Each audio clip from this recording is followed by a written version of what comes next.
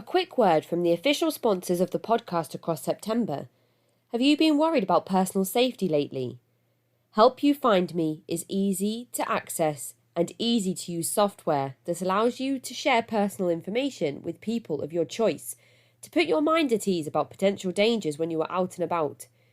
Help You Find Me is a digital if I go missing file that means that in the event of anything happening to you, those closest to you that have been given your prior permission to access information could hold the final puzzle pieces needed to track your whereabouts and check in on your well-being. To find out more, visit helpyoufind.me today. And for a 20% discount, use the code helpyoufind.me/HYFM cult today.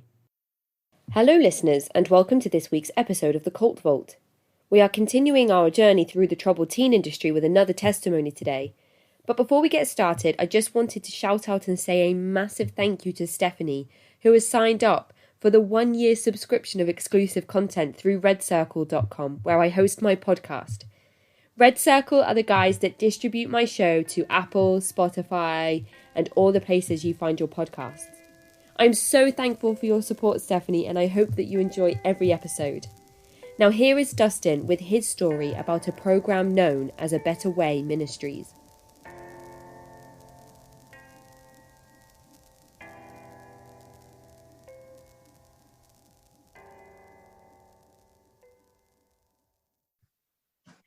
Hello, Dustin, and welcome to the show. Thank you for getting in touch and agreeing to come and share your story with the listeners today. We're going to be talking a bit more about the troubled teen industry, and you've come to talk about a specific program that you were involved with a few years back. So would you like to start by introducing yourself to the listeners? Hi, my name is Dustin, and I was involved with A Better Way Ministries for around 2.5 to 3 years. A Better Way Ministries. And do you have any idea of where this program started, how it originated? If I remember correctly, it originally started in 2006 on the founder's property. The founder is John Barrow. It started on his property in Sharpsburg, Georgia. And it was basically a work-based program where people would live on his property and do labor-based work for him, such as taking care of the yards, the lawns, grass cutting, brush cutting, things along those lines. Okay, and was it advertised to potential clients as a work-based program? Yes, it was. It was advertised strictly as that. That's what he had set it out to be. Okay. And I had known about it since it started because my family they went to the church that he was involved with. They were parishioners there. So they knew him on a personal level, just like I did. Okay. I was going to ask about the religious element, because A Better Way Ministries has sort of those Christian connotations to it. So was there a Christian element to the work that was being done? Yes, there actually was. He would constantly speak about, that what we were doing was for the Lord. It was for the better good. It doesn't matter what you were doing. If you were cutting grass, you were taking care of brush, things along those nature. He would always say that what you were doing was for the Lord, and it was very Christian-like. You were basically helping out another brother, as it were, in their lives and helping them get their stuff together while you got your stuff together. Okay. So people are going to attend these programs to work on something that they're struggling with in their lives at that time.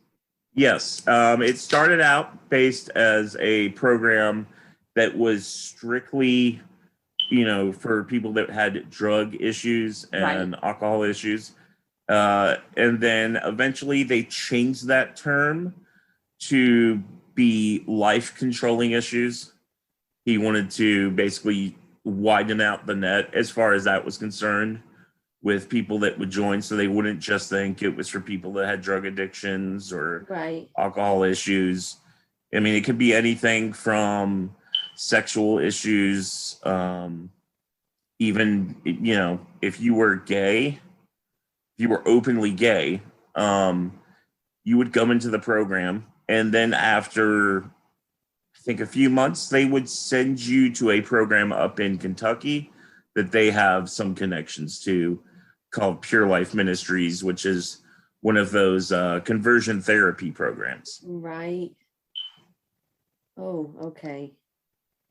So definitely some Christian affiliation and strong kind of use of scripture coming through within the programs themselves. And this leader, you said his name's John Barrow? Yes. Does he have any professional accreditation that allows him to open up a place like this on his own property? Not that I am aware of. I know that there are certain laws where you actually don't have to be accredited or insured if you're going to open what's called a sober living facility. And I think that's what this would fall under, even though it's a ministry. So he does have accreditation as far as ministry work is concerned. Like, he is a certified pastor and all that. So he has that accreditation. But I think the way he gets around it is by calling it a ministry. So he doesn't have to jump through all the hoops to open up an actual rehab, because that would require so much more. Mm-hmm, mm-hmm. It's interesting as well, because I know that a lot of church groups will be given a tax exempt status. So I wonder if his business would have been given that exemption because it was classed as a ministry. Yes, it definitely was. It was given tax exempt status. The way that they received the funding for the facilities were, they would tell you when you were signing up, when you were about ready to come in, that you could come in, no money down, just work for them for 18 months. Okay. Because it's an 18-month program, or your family members or someone else could donate what they called a tithe. Yeah. Which is a well-known phrase in the Christian community. And you would tithe around $1,500 a month or more. And that was said to be placing into this program, when in reality, the money really wasn't going there. Right. Okay. Do you know where the money was actually going? Well, from my understanding, when it started up on his property, he had literally one house to hold approximately 20 to 30 people. Right. Okay. So when people were going to attend this program, they were living on his property at the same time. Yes, they were. And then eventually he had purchased a piece of property out in Sonoya, Georgia. Okay. Which he then made the main campus for the program. And it started out with around 3 homes. And then over time, as more money came in, he expanded out the property to hold the first 3 homes, and then 4 or 5 duplex buildings, which were dubbed the apartments. And then he put a new house up, or it was a house that was already up there. And then he had placed a new home onto the property, which was one of the homes the students lived in. And then over time, as the money kept flowing in, he kept expanding the property out to the point of purchasing vehicles, building a big student center, which is now their main church chapel on property, where they do church services on Saturday evenings. Mm-hmm. And the money, I've looked it up before, they pull in around $1 million to $2 million a year. Wow. Okay. And that's just apparently through charitable donations, because the program's very well connected within basically the entire state of Georgia. They have connections to Pinewood Studios, which I don't know if you're very familiar with them, but they're involved with Marvel Studios. Right. Okay. And that's where a bunch of the Marvel films have been filmed at. They're also connected to Chick-fil-A, Okay. which is a major company. I'm sure you've heard of them. I've met the owner of Chick-fil-A. Very nice man, but the money that's coming in there, he would make statements saying this is going to the ministry, and all I saw it was doing was building these homes Right. and going to purchase food. And to say the least, the food was about possibly a 600 calorie deficit a day for each student. Okay. So as far as the money's concerned, I mean, I've heard stories and seen money just get taken out of safes by people, and the money, it doesn't all add up to me to where the funds were going. I think most of it was, I don't want to make assumptions, but I think there's a lot of shadiness as far as the funding and money is concerned. Yeah.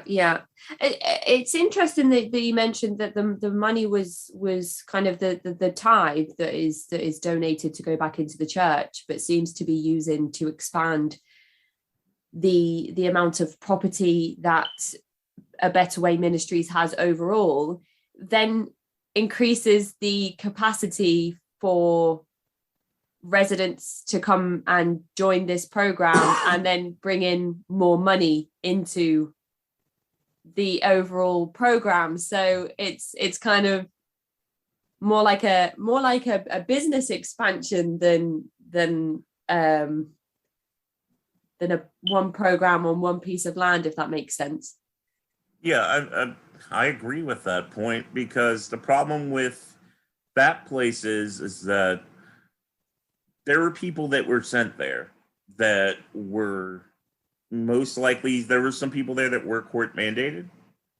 Right. So if they did something wrong in the program's eyes, and the people that were running it at the time, they would extend out your time at the program. Mm-hmm. And if you refused and you wanted to leave, they would contact the court systems and all that.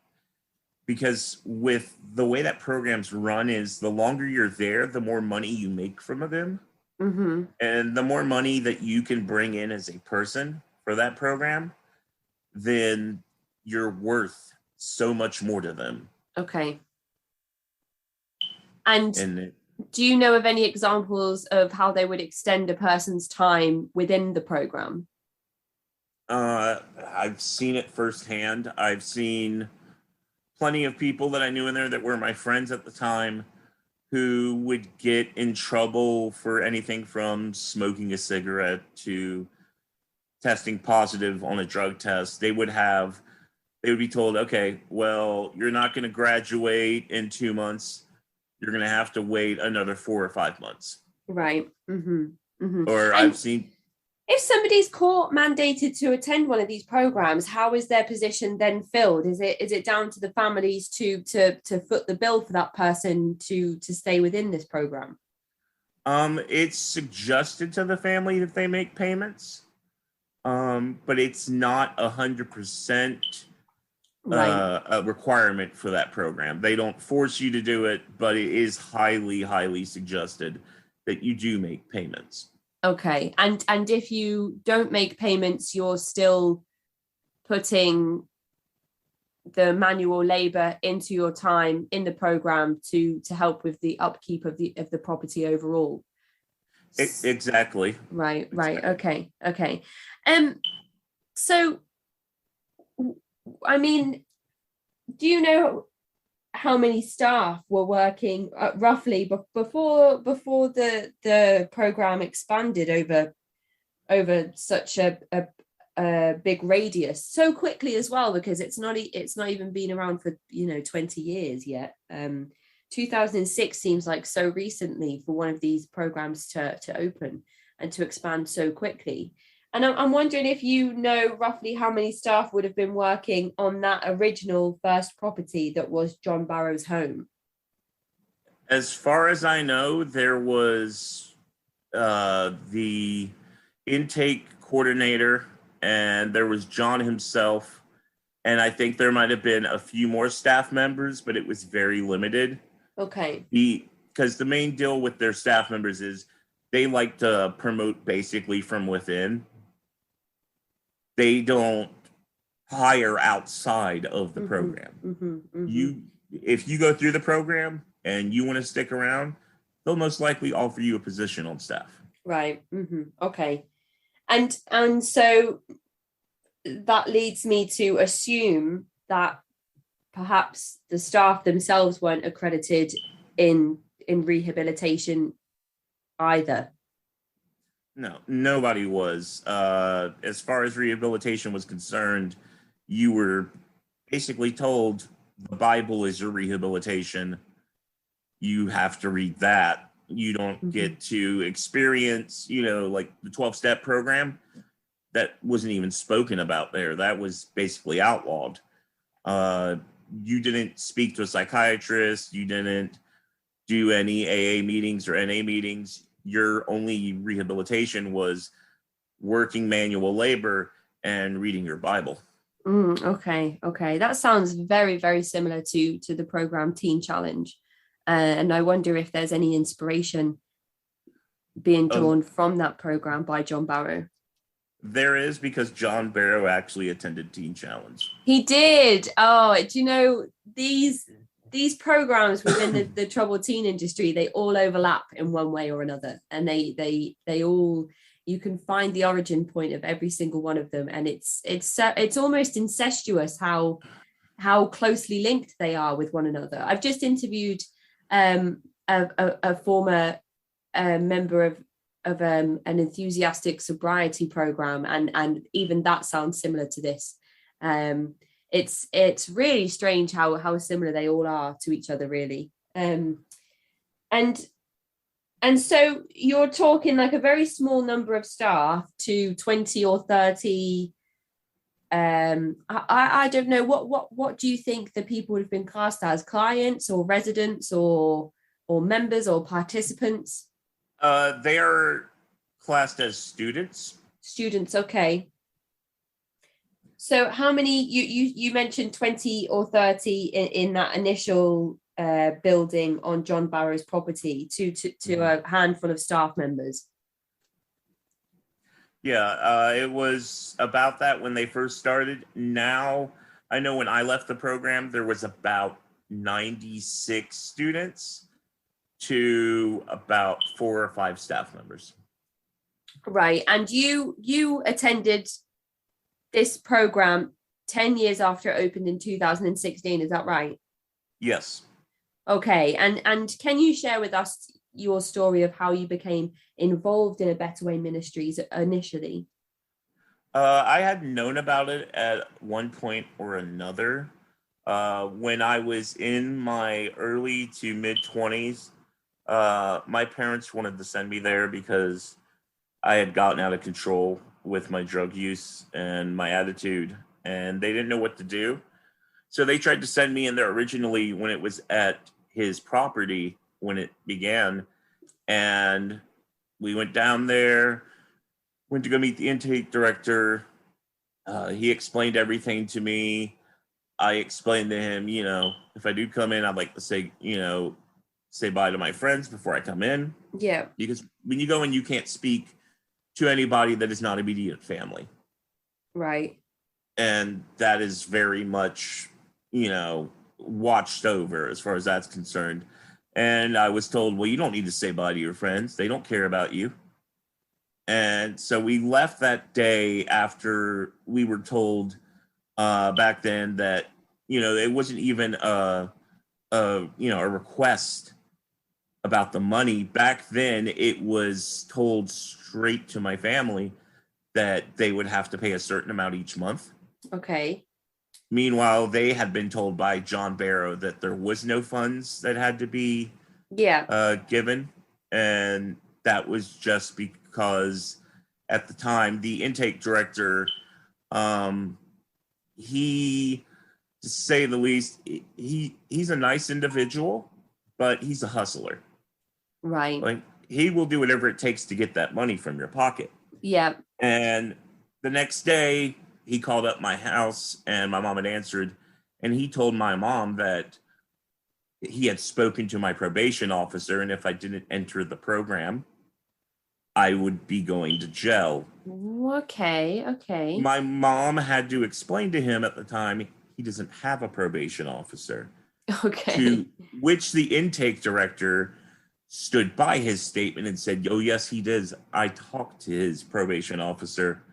My mom said, "No, he doesn't," and then hung up the phone. Right. Okay. And, so your mum's got her wits about her then. mm-hmm. Okay. She did at the time. So we stopped discussing it. I started to clean up a little bit. And then a few years later, my parents, both of them have passed on at this point. I had lost a very dear friend of mine, a couple of dear friends, and I started to go off the rails real bad with alcohol. And I had to get my life back on track, and I had moved out of state. And then once I moved back, I had nowhere to go. I was homeless. So I was picked up by a family member. They took me to the program and dropped me off because I had nowhere to go. And I just decided, okay, I need somewhere to go to. I'm going to go here where I know half the people that work here because they're family friends. So I trust them. I'll see what this is about. And the rest was history, basically. I stayed there for about, 6 months. And then I decided I wanted to leave.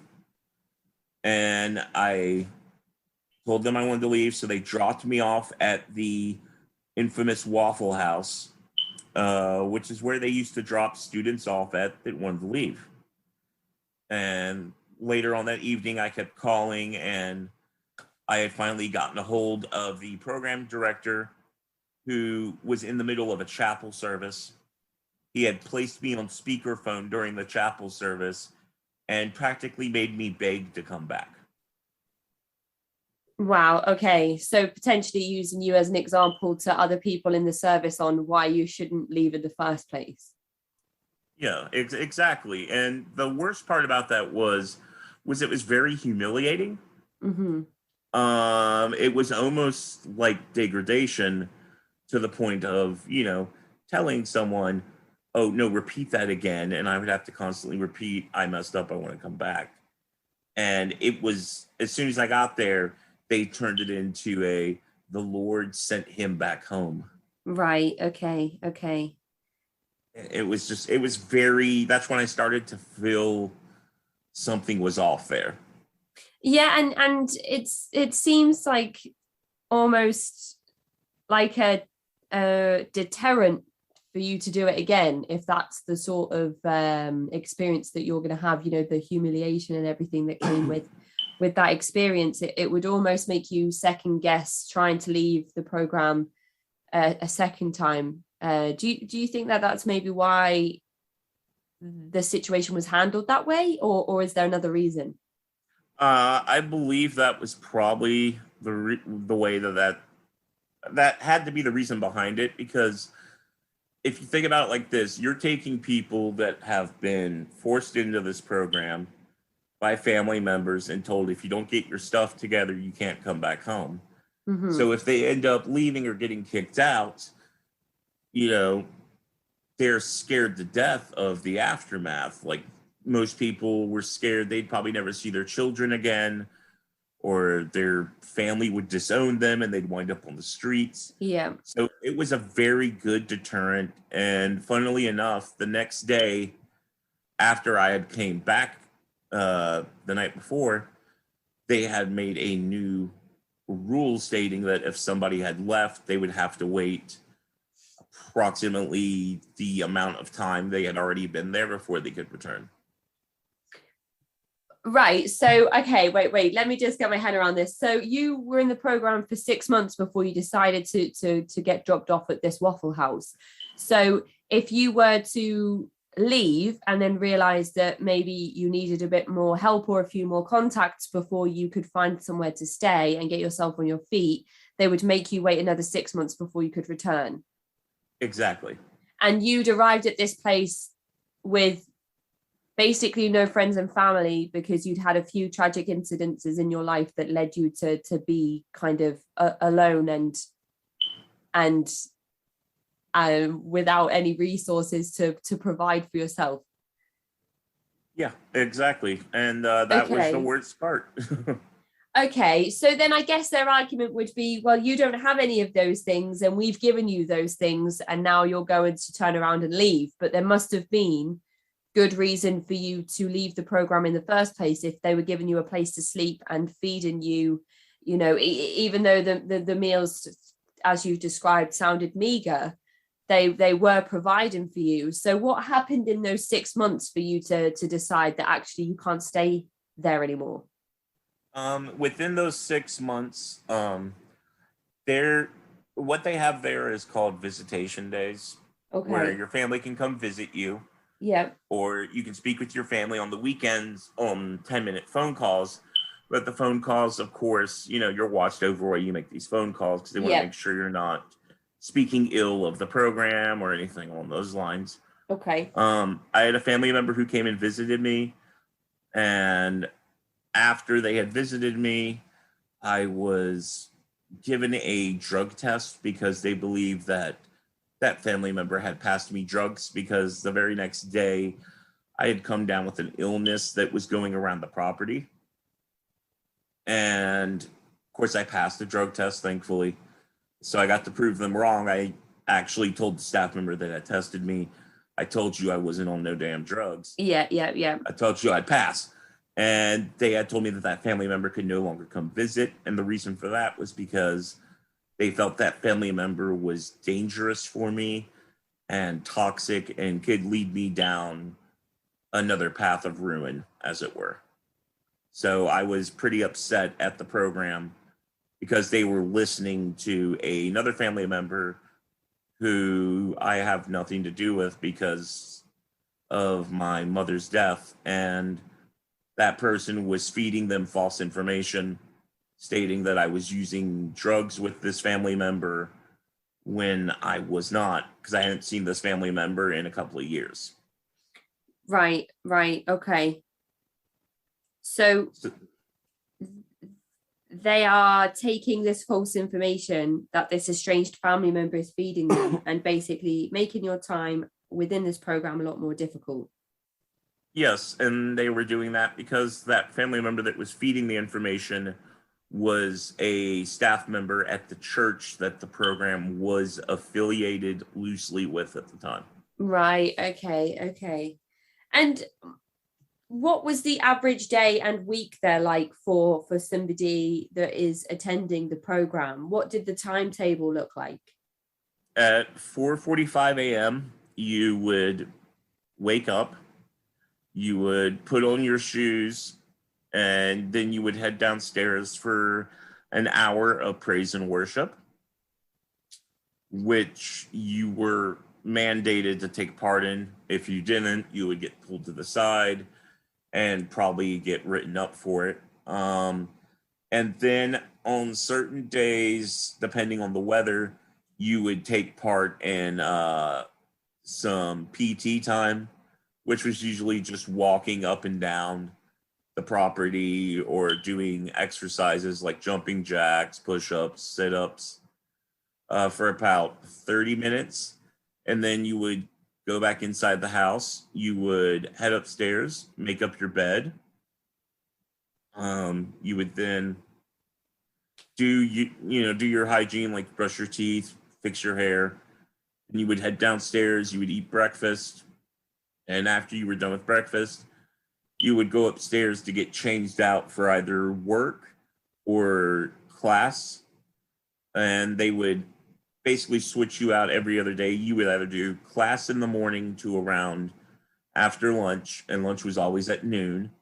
and then at around 1 you would do work, or you would do work till after lunch, and then you would switch over to class. And Right. then you would do that from approximately 1 p.m. till around 5:30 or so. Then you would head over to eat your dinner. Then after dinner, you would take part in a chapel service.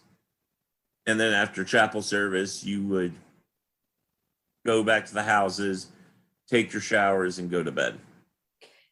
So pretty busy days then. Mm-hmm. Very busy. Yeah, it sounds like you didn't really get any chance to breathe. I mean, I suppose in one sense that at least there's no chance for anybody to sneak off and find themselves some alcohol or whatever the people think that you're doing when your family members come to visit you. Well, on the weekends, you were given some free time. Okay. Which was Saturdays and Sundays you were given free time. And that was unless you were in the workhouse, which was working off property. But Saturdays was basically your free day. You basically got to chill out. You could watch TV or a movie, but the TV had to be a certain rating, and only certain channels were allowed in certain shows. It was basically a lot of History Channel while we were there, and Right. a lot of kids movies or Christian films were shown. And on Sundays on Saturday nights you would have chapel service, and on Sundays you would go to church, and it was always 2 church services every Sunday. You did 2 church services, you'd come home, you'd get changed, and then everybody would have to wash the vans, the program vans that would transfer everybody. So you would do that, and then you'd be able to eat, relax, and for a little bit, and then you'd have to do deep clean and everybody in each house would have a chore to do, whether it was taking care of all the baseboards, scrubbing down the walls, scrubbing down your bedroom. Everything had to be cleaned to a certain degree. Right. And if it wasn't, you'd have to do it again.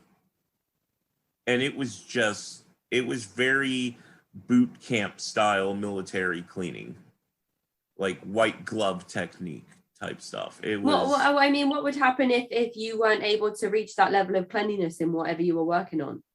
You'd have to keep doing it till it was up to their standards. And there'd be somebody to come around and check that's the case.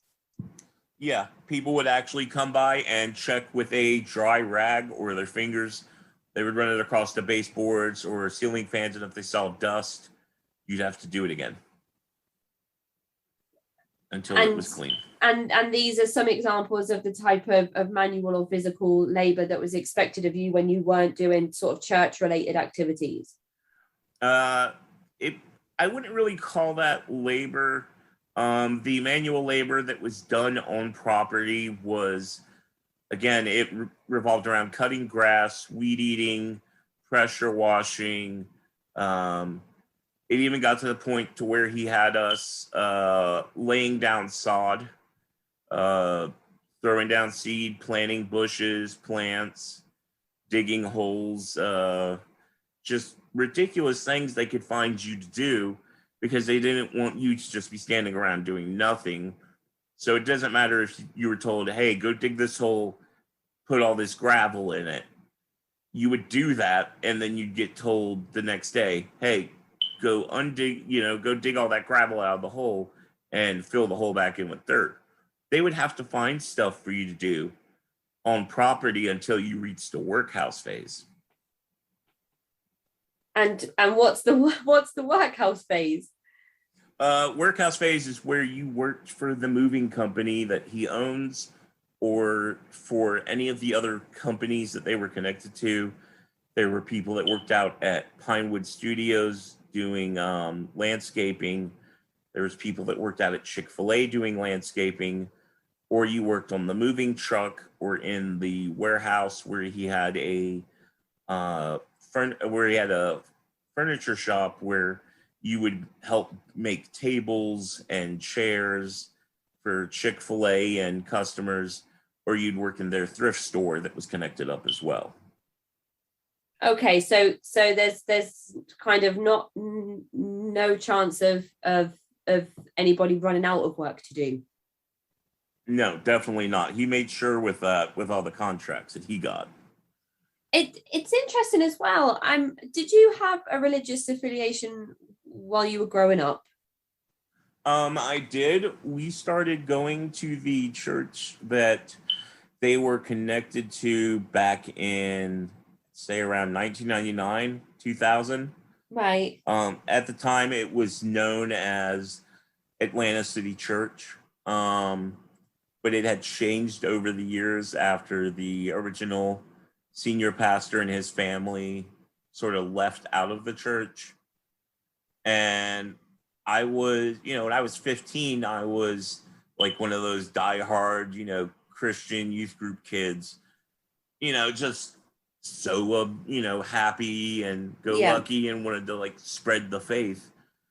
But I'd probably say after my parents passed away and I lost a couple of my friends, my faith basically faded away to nothing. And then when I got back and when I went into the program, it was beaten into your head that you had to follow God. It was basically you were, given some Kool-Aid and you drank it. And I saw people come in there, including myself at the time, wanted nothing to do with God. And why they were in that program, they were all about it. They were born again.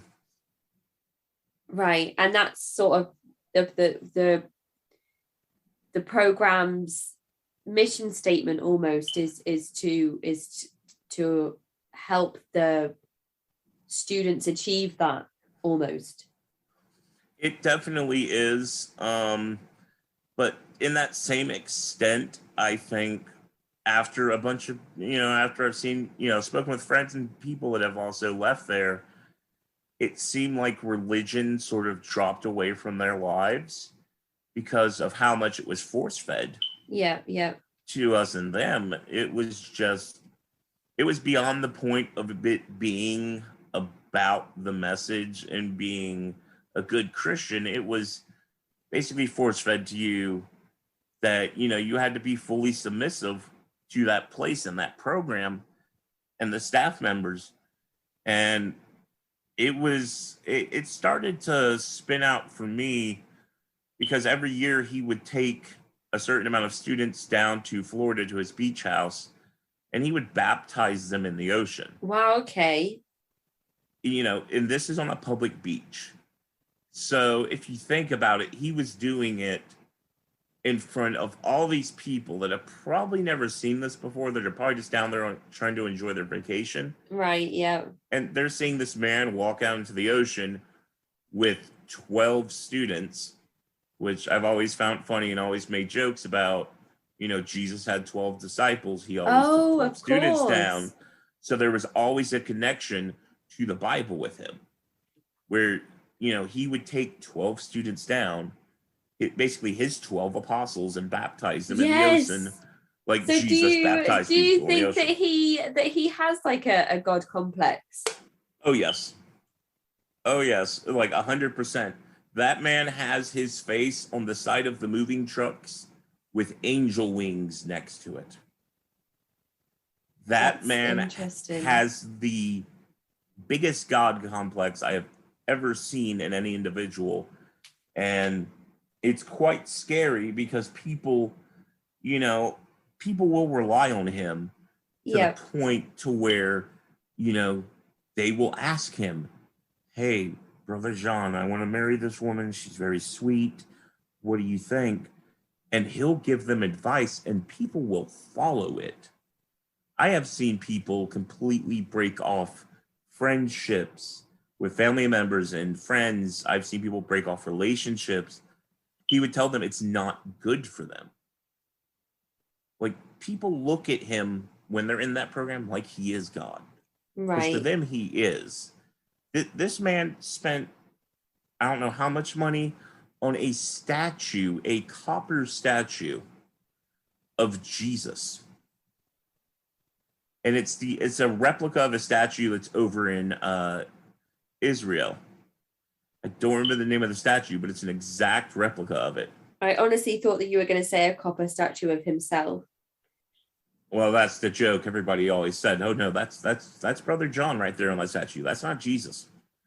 Everybody always makes that joke, but it could be true with him knowing how he is. I've just had a quick Google of this man, and he's got a few books on Amazon as well. He does. His book. You had to read that book while you were there. Oh, interesting. Okay. He made you read it because the thing was, you should give it a read sometime. It's actually quite interesting.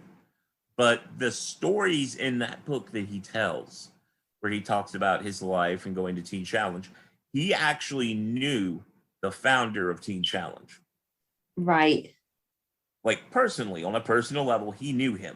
They were friends. So that's how he got the inspiration to start Better Way, was from going to Teen Challenge. Because I don't know if you know much about the founder of Teen Challenge. He wrote a book called Across in the Switchblade, which we also were forced to read. But I digress. He knew him personally to the point to where he would tell us stories about him, about how he used to take people to New York to meet him, and how he was such a great man, and how he gave him his blessing to start this place. And it was just the God complex with him I have seen in various other facilities that I have personally gone to and or worked for. But his program specifically makes him out to be your salvation, even though he says your salvation is Jesus. In reality, it's him, because he's giving you a place to stay. Right. Yeah. So, I mean, it's difficult to kind of wrap your head around this one, I think, because in one sense, on the surface, this place is providing, shelter and resources for people that might not have access to them otherwise. There's no official need on paper to provide money to stay here, to receive kind of housing and a place to sleep and kind of food in your belly.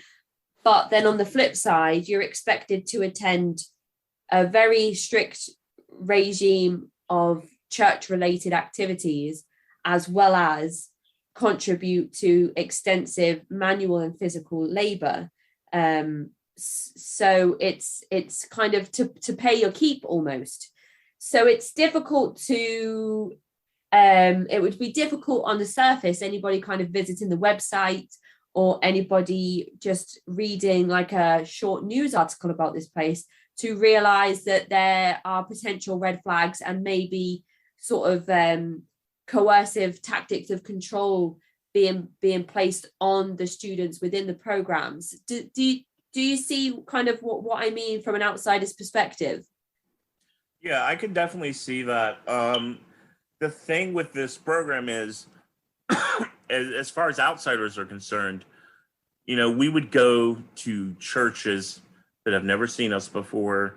We would be involved with charitable programs, such as there was one program that was held when I was there, where we were sent to a convention center in the city of Atlanta to pack up lunches for children that were affected by a hurricane. And we had maybe 2 to 3 van loads of people that would go down there, and we would just stand there all day and pack lunches and help spread the word about what the place did.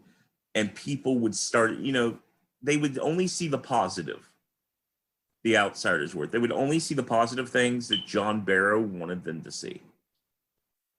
He never wants anything negative to get out about that place, because if it does, it'll affect what he Des there. It'll affect everything, because as far as the city of Sonoya and all of his other connections are concerned, what he's doing is very positive. There's no negativity involved. There's nothing that is cult-like in any manners there. And he enforces the narrative that they are doing God's work. Mm-hmm. They're not hurting anybody mentally, physically, emotionally. They're doing the Lord's work by helping these people. And it's sad, because what happens there behind the scenes with the people that are emotionally and mentally abused, it's tragic, because you see people that come in there that just want to get their life together, like I did, and they don't care if you break down crying, or you deal with a tragedy with a family member on the outside of the program. Your focus needs to be on what you're doing there instead of what's going on elsewhere. And it's very painful. I mean, me personally, I still have nightmares about that place. I have PTSD because of that place. And I know a lot of other people that still, are the same way. They don't like to discuss it or talk about it because it messed them up so bad internally. Mm-hmm. Yeah. And nobody sees that. And there's a few things that you've mentioned there that I want to discuss a bit further, but I wanted to circle back quickly to Chick-fil-A. Do you think that they have religious affiliations? Obviously they do with A Better Way Ministries, because they are linked to them from what you've said. But is it sort of owned by somebody that's spiritual or religious themselves? Is it just a few particular branches of Chick-fil-A that are linked to Christian work, or do you know any more about that situation? I know that Dan Cathy is a very religious individual. Right. He's probably one of the nicest people I've ever met in my life. So, as far as I know, he is a very religious individual, and his company carries that policy. They are a Christian-owned company. There's various companies that are like that. As far as I know, with him, his Christianity carries on to his company. We saw that, what was it, a couple of years ago with the issues about not donating to, activist groups for gay rights and LGBTQ rights. But they are a Christian-owned company. I know that much. As far as his personal standings, I don't know a lot of that, because I haven't spoken with him that much about it. But from what I do know about him, he is probably one of the most genuine individuals there is. But I do know that him being involved with A Better Way is most likely due to similar belief systems. Okay. So there seems to be, in my mind here, from an outsider's perspective, there seems to almost be two worlds working here, and that is kind of the one side is the Christian church related side of A Better Way Ministries. The other side is almost the business structure that seems to be in place here, with the expansion of the program, and opening up other places, the thrift store, the woodworking company, all these things that John Barrow is working on opening up with the money that's being brought into A Better Way Ministries, and they are crossing over with the students that are part of this program. How long is the program expected to last for the average student? It's expected to last, you're supposed to be there for 18 months. Okay. Their completion rate, when I was there, I was told it was around 8 or 9%. Right. And and A Better Way, which is actually the name of the John Barrow book that you can find on Amazon. It's I didn't realize this before, but he's actually a former inmate of the county jail. Yes, he is. And that sort of leads me to assume that's why he originally started the program, and then it developed into something a bit more in line with a high demand religious group. As far as I know, when he started the program, it was faith-based, but it was a work-based program first off. Right.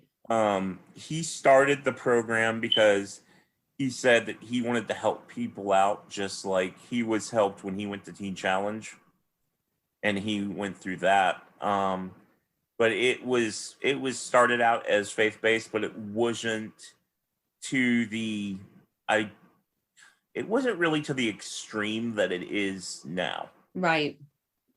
It just wasn't. It was more work-based, in my opinion, than faith-based back then. Right. Okay. And you mentioned that there was an affiliation with the Atlanta City Church. Yes, Atlanta City Church was the church that they were affiliated with at the time. I think they are no longer affiliated with them anymore, okay. But they still do attend because I believe John does some pastoral work there occasionally on Sundays and does run some services there. But they used to do the graduation ceremonies there and everything along those lines. And that was the main church you went to on Sundays when the program was based on his property, his personal property. That was where you went to. And do you know if there was any affiliation with any other programs other than Teen Challenge? Did any of the staff work at any other troubled teen programs that you would know of specifically? I know for a while there, it was for maybe about a year or so, he had connections with a program called Pathway, which is a program for it's a female program, and it's just based out of one house. I don't know if it's still active to this day, but they did have a major connection with that program, and they stopped that after some issues popped up with some of the male students, and the female residents from that program started occurring. But they had a major connection with that to where he helped get that program up and running with someone at the point from the church. And after a while, they just cut off all ties with that. I don't know if they have any connections still to Teen Challenge. They might, but there's also connections with prison ministries and things along that nature. I know they have connections to Pure Life Ministries, which, as I spoke about, is up in Kentucky. It is a conversion therapy program, also faith-based, but they will send people up there if they believe they need to go there. So they do have some connections with that place as well, because people will come down to pick them up, to take them up there. Yeah. Okay, yeah. So if there's affiliations with Pathway, which is women-based, I'm going to go ahead and guess that A Better Way Ministries is solely for men? Solely for men. Okay. That is interesting. And the reason I asked about affiliations with other programs is because Atlanta City Church, there is another program, an enthusiastic sobriety program that does fall into the troubled teen industry and is sort of a drug and alcohol and substance rehabilitation program itself. It's called Atlanta Insight. So I was just kind of drawing parallels there potentially between more people that might know each other across these programs, which is inevitable because that seems to always be the case with these programs within the troubled teen industry, that hopefully there will be some legal reform around it at some point, especially if people such as yourself continue to come forward and share these stories, which is why it's so important that we're talking today. And you mentioned that you kind of left and you were taken to this infamous Waffle House 6 months into the program, which is a fair few months away from 18 months where you would be expected or potentially expected to complete the program. So can you highlight any other events that led up to you deciding to make that decision on that day? For me personally, it was just that I was tired of going through the day-to-day dredge of it all, just waking up at 4:45 and doing everything they asked, and then, wanting to relax at the end of the day, just sit down and, watch something on TV, like watch a basketball game or something along those lines, and not having the option to do that, or not being able to really speak to my friends that I had outside of the program, or see my friends, or, see my family when I wanted to, or go home and, spend time with my dogs, or just lay in my own bed. It was just a lack of privacy there was very much an issue for me, which I think also led to me wanting to just back away from that place, because it felt like I wasn't my own person at that point. Yeah, I mean, there's a few things that are coming into play here that I think would have that effect on anybody. You've got the 4:45 wake up. You've got the lack of nutritional value in the meals that you're being offered. You've got the control over things that would be classed as leisure time, like watching the TV and choosing what you want to watch on the TV, or what music you want to listen to. And then you've got the kind of visitation on weekends, which is being restricted for you personally at this point, where you're being told certain family members aren't allowed to come and see you anymore. And even when you don't have those visitations and you decide to make those phone calls, they're only allowed to last 10 minutes and they're monitored. So there's a lot of stuff going on at this point that I think would kind of have that almost claustrophobic feel for anybody. And then you mentioned that there's a lack of privacy because there's so many other people around. So what are the sleeping arrangements like? Do they add to that feeling of claustrophobia and lack of privacy? They definitely do. You would be placed into a room, bedroom, very large bedroom. The bedrooms in these homes, because they were homes, very, very nice 2-story homes. The bedrooms there could range anywhere from 2 bunk beds per room to about 4 bunk beds per room. And you would just be stuck in this room. You would have one set of dresser drawers to share with your roommates, and one closet.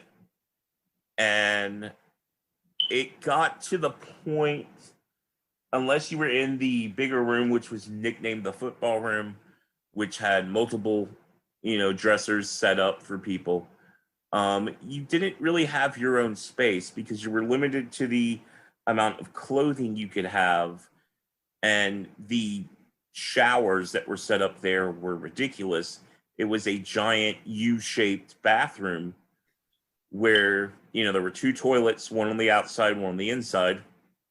There was 4 or 5 sinks set up in there, along with 5 showers. And that was for the entire upstairs. That was where you showered at.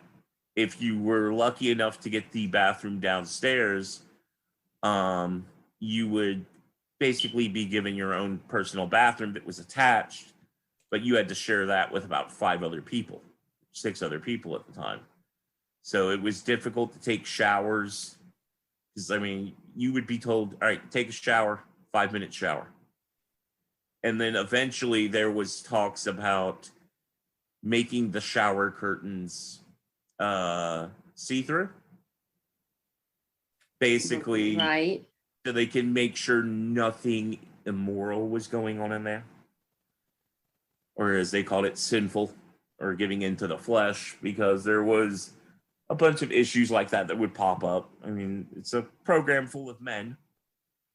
You know, you're stuck there for 18 months, something's going to happen. Yep. But it was, there was no privacy there. Practically no privacy. It was so ridiculous, and you have to go to sleep in these rooms with all these other people, and people would sleep with earplugs in so they'd be able to actually get some sleep, because all these people are snoring. You're not going to get much sleep, and you got to be up at 4:45. It was just ridiculous, and it was just, there was no privacy there. There's practically none. You have no privacy within that program.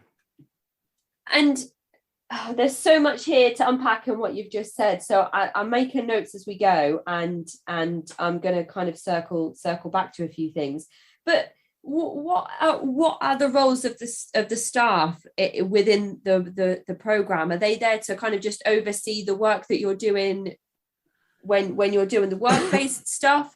Are they there to lead the sermons that you are attending? Are they there to kind of cook the meals? Are the meals cooked by other students in the program? And what is the role of the staff member within the program? Well, first off, the meals are prepared by other students. Whether it was the food that was brought in on the giant Cisco truck, or whether it was, you know, on occasional holidays, they would grill out hot dogs and hamburgers, or, you know, we'd get a turkey on Thanksgiving and some ham, or sometimes, you know, on bigger holidays, family members would bring in all this food so everybody could eat, you know, a decent sized meal. Besides the food situation with how it was prepared, the staff members there, you had the program director, who was basically, he was the overseer of the property, because John Barrow was never really at the property that often. He was only there on Wednesdays for staff meetings, and he would stop by occasionally for chapel services. And the program director, he basically made the major decisions, like, okay, so this person's having issues, I think we need to send them on their way. And he would call all the other staff members in, and those staff members were the head of education, their main teacher, the right-hand man of the program director, the assistant program director, and the campus shepherd, who basically took care of, you know, some discipline issues and things along those natures. And they would all vote on certain things, like who could stay and who had to go, you know. And the campus shepherd at the time was running the discipline forms. So once you were written up, you were given discipline, whether it was writing sentences or digging a grave. You were given a form back that told you what your discipline was. So the campus shepherd would hand these out to everybody. And he was also the main go-to if students had issues with the house shepherds or the house leaders. Now, the house shepherds and house leaders were not staff members. They were actual students. They were the ones that oversaw giving out write-ups to students. Like if you did something wrong, your house shepherd would give a write-up to a house leader, and the house leader would bring it to you. These people were students writing up other students for things they did wrong. Yet, you know, the house shepherds and house leaders, they were also doing some things that were wrong, you know, without people seeing. But they were the main line of defense against the students breaking any rules. Right. They were, it was very weird to see people that were still in the program going through it being the ones handing out write-ups. Yeah, absolutely. And it's almost then like the self-policing comes in, isn't it? You if those are the same people that you're kind of sharing all that space with, the bedrooms and the bathrooms and the showers and all that stuff, you're constantly then going to be watching what you're doing, watching what other people are doing, wondering if you see someone doing something they shouldn't, and then you witness it and then you don't tell anybody. Are you going to receive any kind of repercussions for not mentioning that to anybody? Mhm. So then you're self-policing, not only yourself and making sure that you're behaving in the way that is kind of expected of you in this place, but then you're also watching other people to see if they're keeping in line. And then it's a whole other thing, if the people in positions of power can get these students to look to watch out for each other, then the people in positions of power, they don't have to do any of the work, if that makes sense. It makes sense. And the funny part was, what was it? Maybe about 4 or 5 months before I was about to go into the transition house, which was the house where you were placed when you were about to graduate. I was actually given a role as a house leader. And I had seen people that had become house leaders or house shepherds there. They would take that power that they were given and would basically abuse it. They would turn out from that very nice friend you had to an individual that just couldn't stand like any of the other students. They would basically see themselves as better than everybody else. So when I was given the house leader role, uh, I was at the time I was drinking the Kool-Aid, as it were. So I was ecstatic about the opportunity.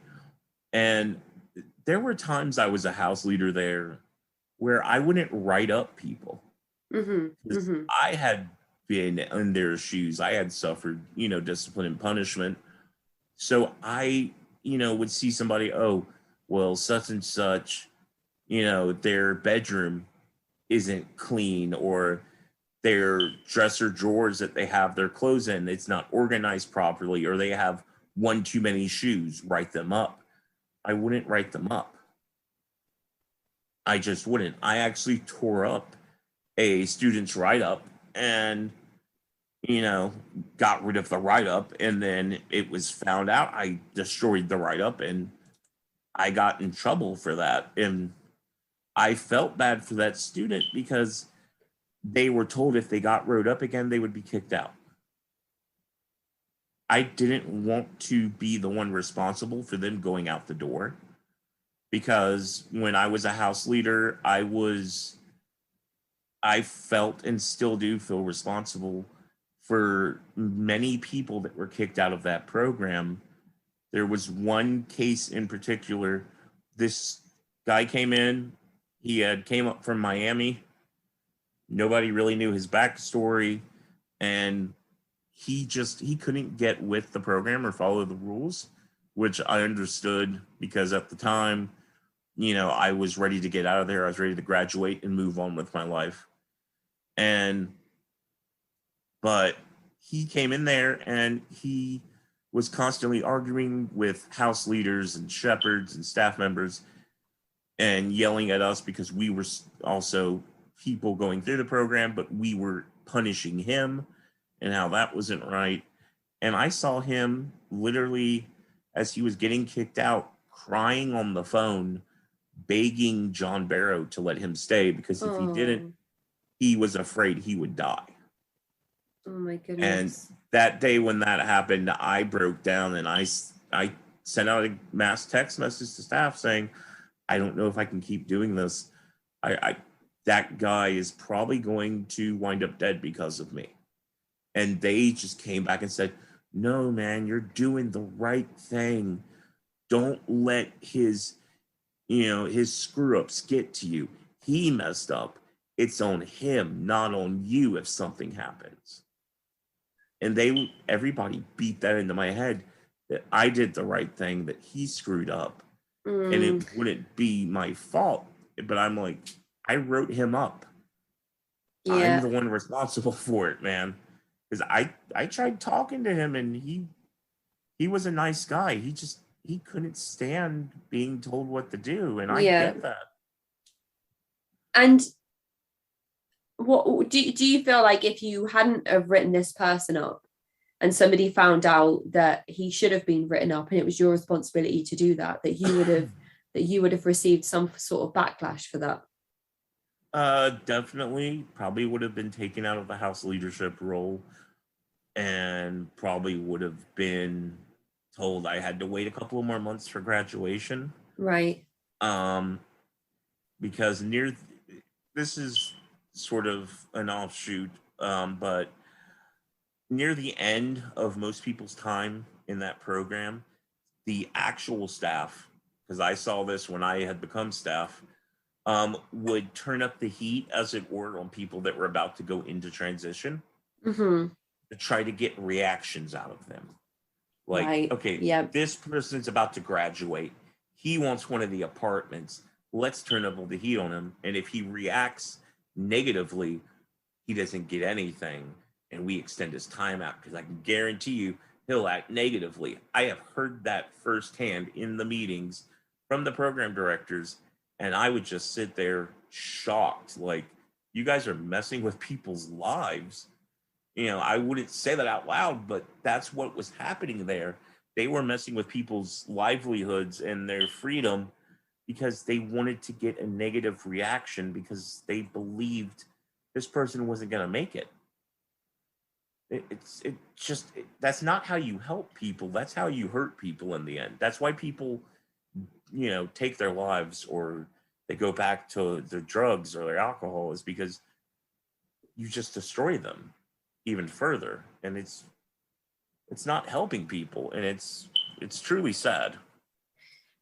Yeah, it's difficult, that one though, isn't it? Because again, it comes down to almost to that self-policing that is going on in these types of programs, where you have it ingrained in you that the right thing to do is write that person up, and if you don't, then you're worried about the consequences of somebody finding out that you should have and you didn't. Then you've also got the effect that the leadership like John Barrow has on these people, where they're willing to phone him up and cry and beg for another chance.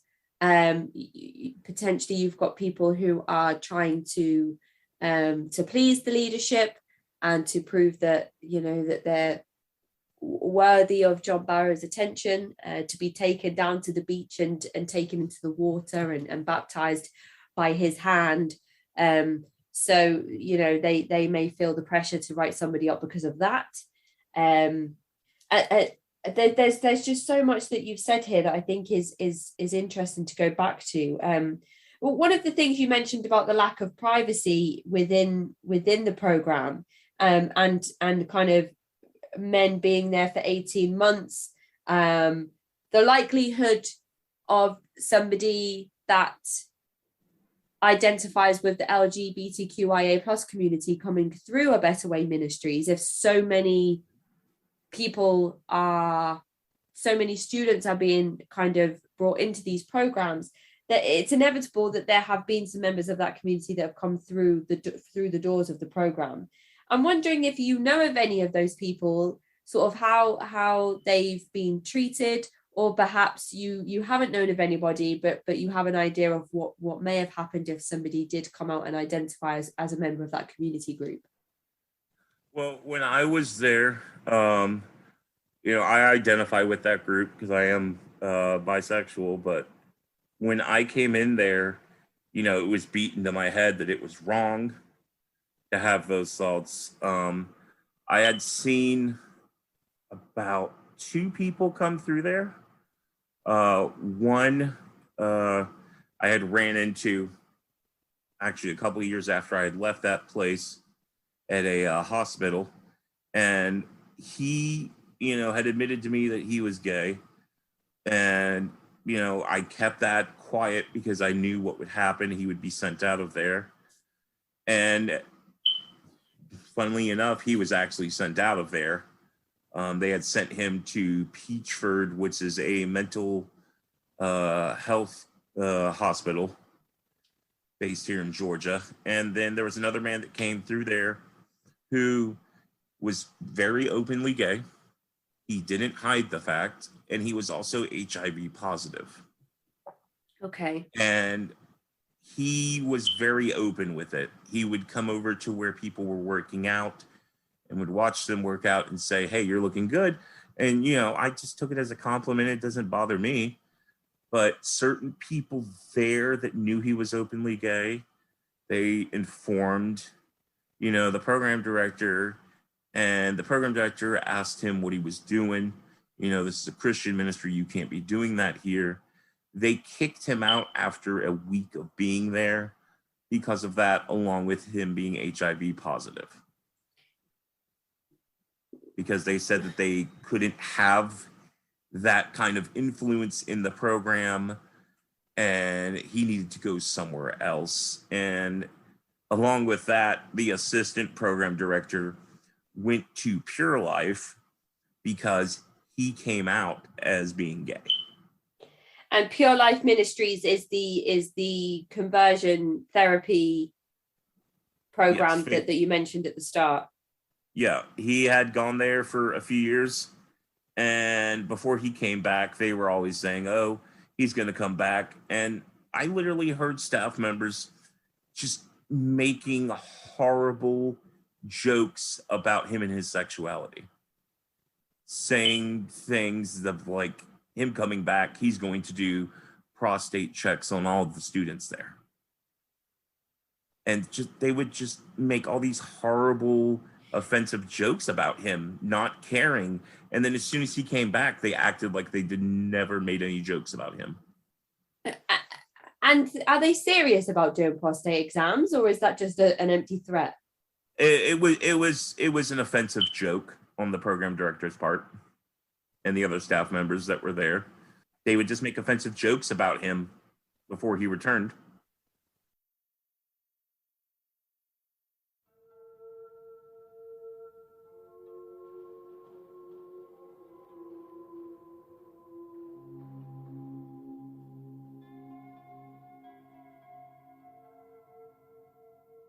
One last message today from our September sponsors, Help You Find Me, a digital if I go missing file that is end-to-end encrypted. No one can access this information without your prior permission, not even the guys at Netlandish who have developed this software, Help You Find Me. Going on a first date, or maybe even a long drive? Want to quickly share your location with a loved one? This is just one example of when Help You Find Me could be really useful in putting your mind at ease and also comforting family and friends who want to know that you are safe. Visit helpyoufind.me/HYFM cult for a 20% discount. That's helpyoufind.me/HYFM cult today.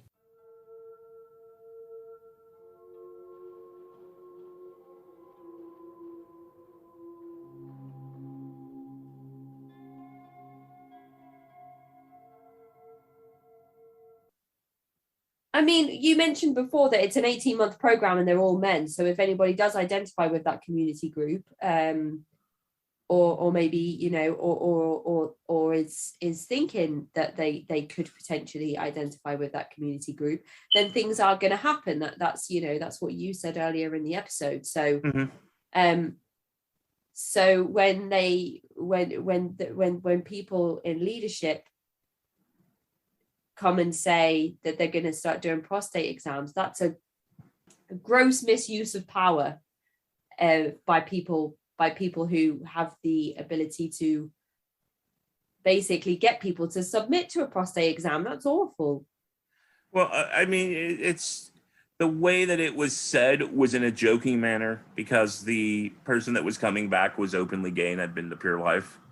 They were basically making a gay joke about him, a very offensive one. And it was just, the jokes would continue.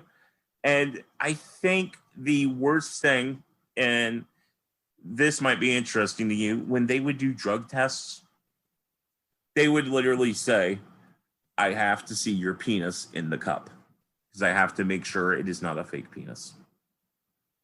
Or you are not using a squeeze bottle full of clean urine." for the drug test. You would literally have to expose yourself to staff members if it was asked. And that's something that we've heard previously on episodes that have covered the troubled teen industry, around people going and being submitted to things like when you were the CEDU program specifically, where people would go and be asked to strip off and have cavity searches.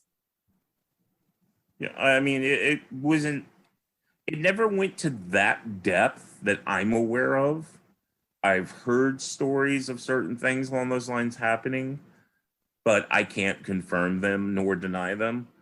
But as far as what I experienced, the penis in the cup thing, that was a real statement said to me, and it had to happen multiple times. And to me, that was, it affected me, because from my standpoint, I suffered some childhood sexual abuse. Right. And it affected me, and it triggered me back to that. And I felt very uncomfortable with it. And there were times I refused. I'm like, I'm not doing that. Yeah, absolutely. They didn't care that you were abused as a child. It was something that had to be done. And it just felt abusive. It truly did. It felt highly abusive to me. And I just could not stand it. It makes no sense why you're asking these people. And I think the worst part is that when I came in there, there was really no age range for people that were allowed to come in there. No set age. They had a 17-year-old kid that came in there that had been there since he was 16. He graduated. He was supposed to graduate with me during my class graduation, but he obviously didn't. He ended up leaving. He had been there since he was 16 years old. And he was expected to do the same thing with the penis in the cup. I would not be surprised. And it bothers me if that happened, because he exhibited behavior to me that seemed like, he sort of, was possibly in the LGBT community, but it wouldn't surprise me if he was expected to do that as well with the drug tests, because that was expected of most people. Unless the drug test was given to you by a staff member or a leader or a house shepherd that didn't really want to go that far with it. Because there were plenty of people there that would never go that far with it. It was only the full-on diehard people that are what we called lifers that are still there working for them today. And those are students that you think have been through the program? Yes. There are multiple students I knew that were friends of mine at one point that are still there, and they are lifers. They are 100% about that place. They have drank the Kool-Aid to the point to where if you even try to speak to them, they won't speak to you, because at this point I'm blacklisted. I'm not allowed back on their property after I left, because they believe that I am a bad influence, because I left and moved on with my life, and I'm, quote unquote, as far as they're concerned, living a secular lifestyle without any sense of Christ in my life. And it's interesting that you've basically been labeled an apostate and you're not allowed to return. Are there any other people you speak to from the program that have had a similar experience to you? Oh, yes. Plenty of people. I have plenty of friends who just aren't allowed to return. There was a time about 2 or 3 years ago, I tried to go back in because I had lost my place that I was staying at the time. And I was told strictly staff decided. But before I was told that staff decided no, I was told specifically by the founder, John Barrow, that I could return at any time and that I knew where they were located and if I wanted to come back just to show up on property. And when I was getting ready to do that, I was told straight up, no, we decided he cannot return to the program. He's not allowed back here. Sorry. So I can't go onto the property. I can't go into their thrift store or anything along those lines. It's not allowed. And there are others that have also graduated or worked for the program that are in similar positions to you. Yes, there's plenty of them that are blacklisted and just they don't want anything to do with them. They look at all of us like we're the how can I put it? We're the demons and they're the angels and they don't want us around. Right. Yeah. Yeah. Because we're the bad influence. There's a few things still to go back on that you mentioned that I think are important for us to kind of iron out. And and you mentioned this in your initial contact with me, and you've mentioned it briefly in this episode today. And that's about how you were told to go and dig graves. And I'm just wondering, what was the purpose of that? What were they used for? How did that make you feel? I never personally had to dig a grave, thankfully. I've had to experience seeing people dig the graves. I've had to watch over them as they dug the graves. The graves are one of the last resorts of punishment. It is the most extreme next to being sent out of there. What a grave is they will, when you're in the workhouse, you work, outside of the property. You work at the thrift store, the moving company, or even in the table shop building tables for Chick-fil-A, which is ironic because they build these big white long tables for Chick-fil-A. But when you would come back from a move, you would be drug tested and nicotine tested. Right. And if you failed the nicotine test, smoking a cigarette, chewing tobacco, stuff like that, you'd have to dig a grave. If you failed a drug test, you were given an option of basically digging a grave or going home or leaving, basically. And it was basically the last resort punishment. If there was a problem student there, they would save the grave for last. You would dig a grave, and it was a 4-foot deep grave. And it sounds just like what you think it is. And you would dig this, and you would wake up in the morning, you'd eat your breakfast, and you'd go outside in the hot Georgia sun.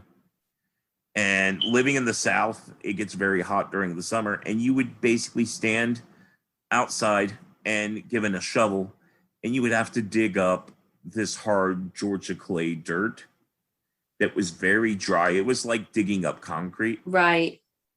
That had already solidified. And you would just have to dig and dig and dig until you were done. And then when you were done digging, you would write a letter about what you did. And you would basically, like, let's say you smoked a cigarette, you would write a letter saying, you're never going to smoke a cigarette again. What you did was wrong.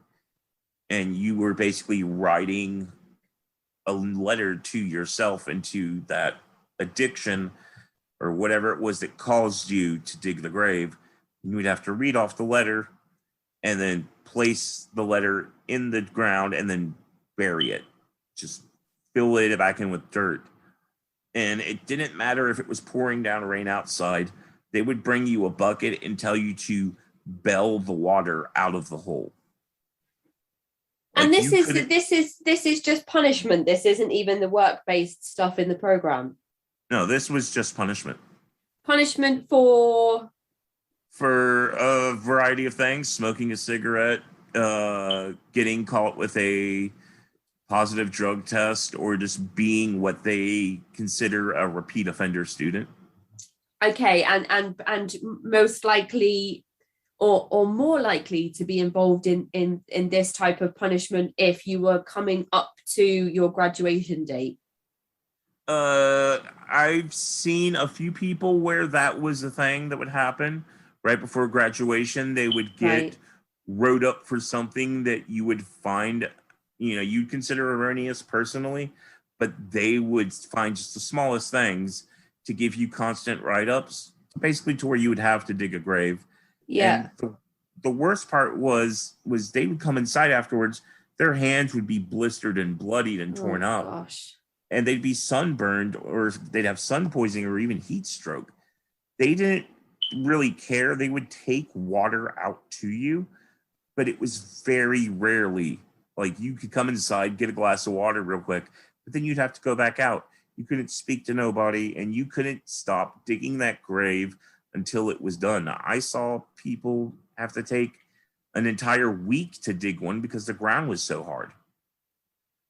And their body was torn up by the time they were done. And it was like splinters in their hands, cuts, blisters. Oh my goodness. They didn't care. They were like, okay, there you go. It's basically, just punishing yourself and injuring yourself because they felt it was right to punish you in that manner. Where are these instructions coming from for them to punish the students in this way?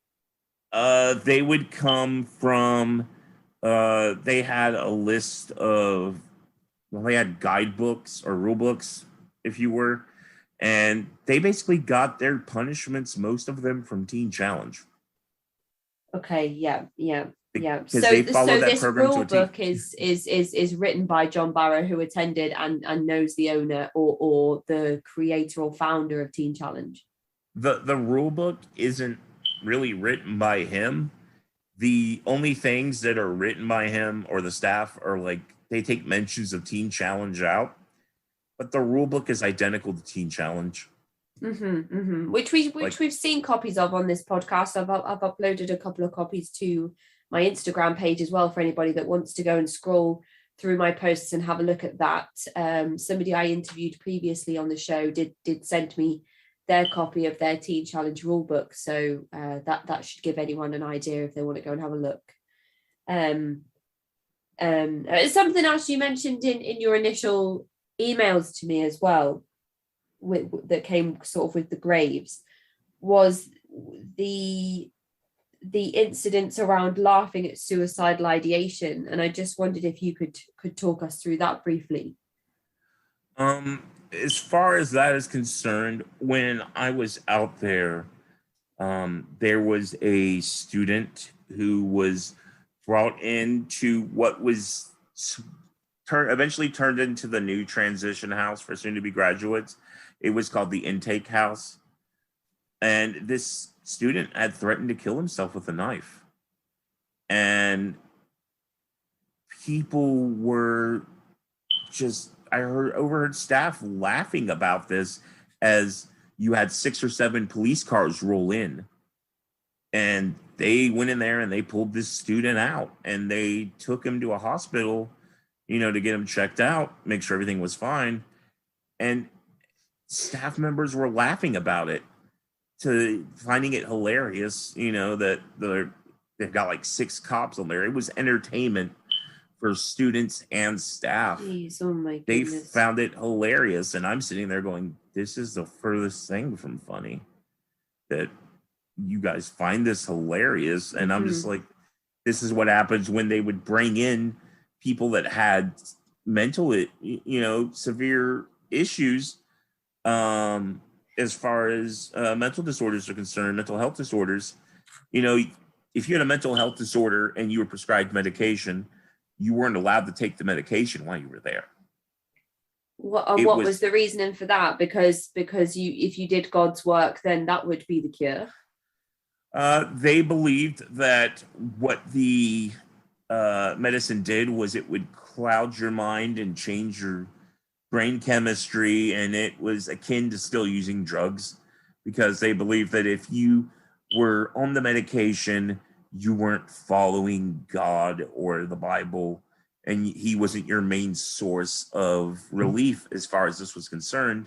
I've seen people come in there that had to be on psychoactive drugs for, hallucinations and schizophrenia, and they were immediately taken off this medication and just told, okay, you can't take this anymore. No more depression medication, no more medication to stop hallucinations, auditory or visual, nothing for your PTSD. You have to function normally by just reading your Bible.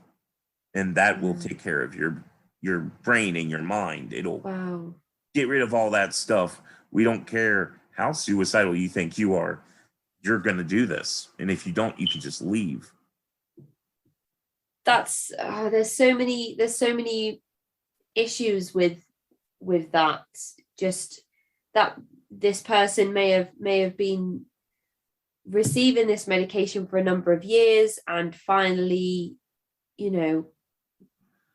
found a balance with kind of managing their mental ill health, and they've come to this place where they're stripped of that, and then could potentially be a danger to themselves or other people, or be pushed back so many steps that they've managed to achieve in finding themselves in a place of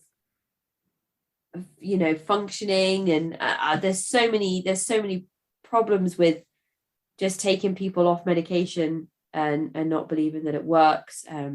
I mean, the program did go from a drug and alcohol program to a life controlling issues program, but I don't agree with taking people off of medication that's been prescribed to them by accredited and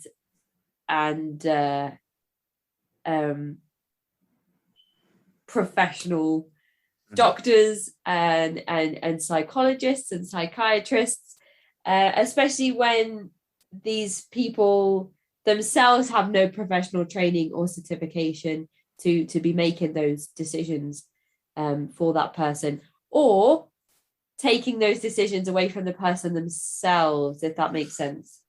It does. When I came into that program, I suffer from bipolar, and I now have PTSD, and along with that, I have manic depressive disorder. I was on medications at one point in time when I was a young teenager, went off of it because it had helped, and then it started to slowly come back after my parents had passed. And I was told, okay, you're not going to need any medication while you're here. The only medications that they considered safe for you to take while you were there were Tylenol or Advil, or you could have laxatives, which led to another issue. A student gained a eating disorder while they were there, and were abusing the laxatives that were given out during med. Oh my goodness. Okay. And they stopped the student from taking them every day, but they still let them use it every other day. Along with that, you weren't allowed any strong pain medication. So let's say you had to go to the hospital because you had broken an ankle. You weren't allowed any actual narcotics, because all the hospitals have the address for the property marked down as a rehab program. So you weren't allowed narcotics. So you basically had to take some ibuprofen and just, deal with it. Or, if you had, there was one person that came through, a couple of people that came through there that were on cholesterol medications and heart meds. Yeah. They were allowed to take those, obviously. And then there was another person that came through there that over time was told he had throat cancer. So I personally had to take him to the hospital for chemo treatments. Right. And at the time when the ministry found this out, they're like, we're going to make a documentary and we're going to use him as the focal point. Right. They had me recording him as the focal point to show that the ministry was basically helping him get the treatment he needed, when in reality, he was getting financial aid from the hospital, and it was all paid for by the hospital, not by the program. The only thing the program did medical-wise was you would be taken to the hospital if need be, or if you needed emergency treatment like he did, or if you needed dental work done, they would take you to a dentist that would take care of your teeth for free, and it was only via extractions. Oof.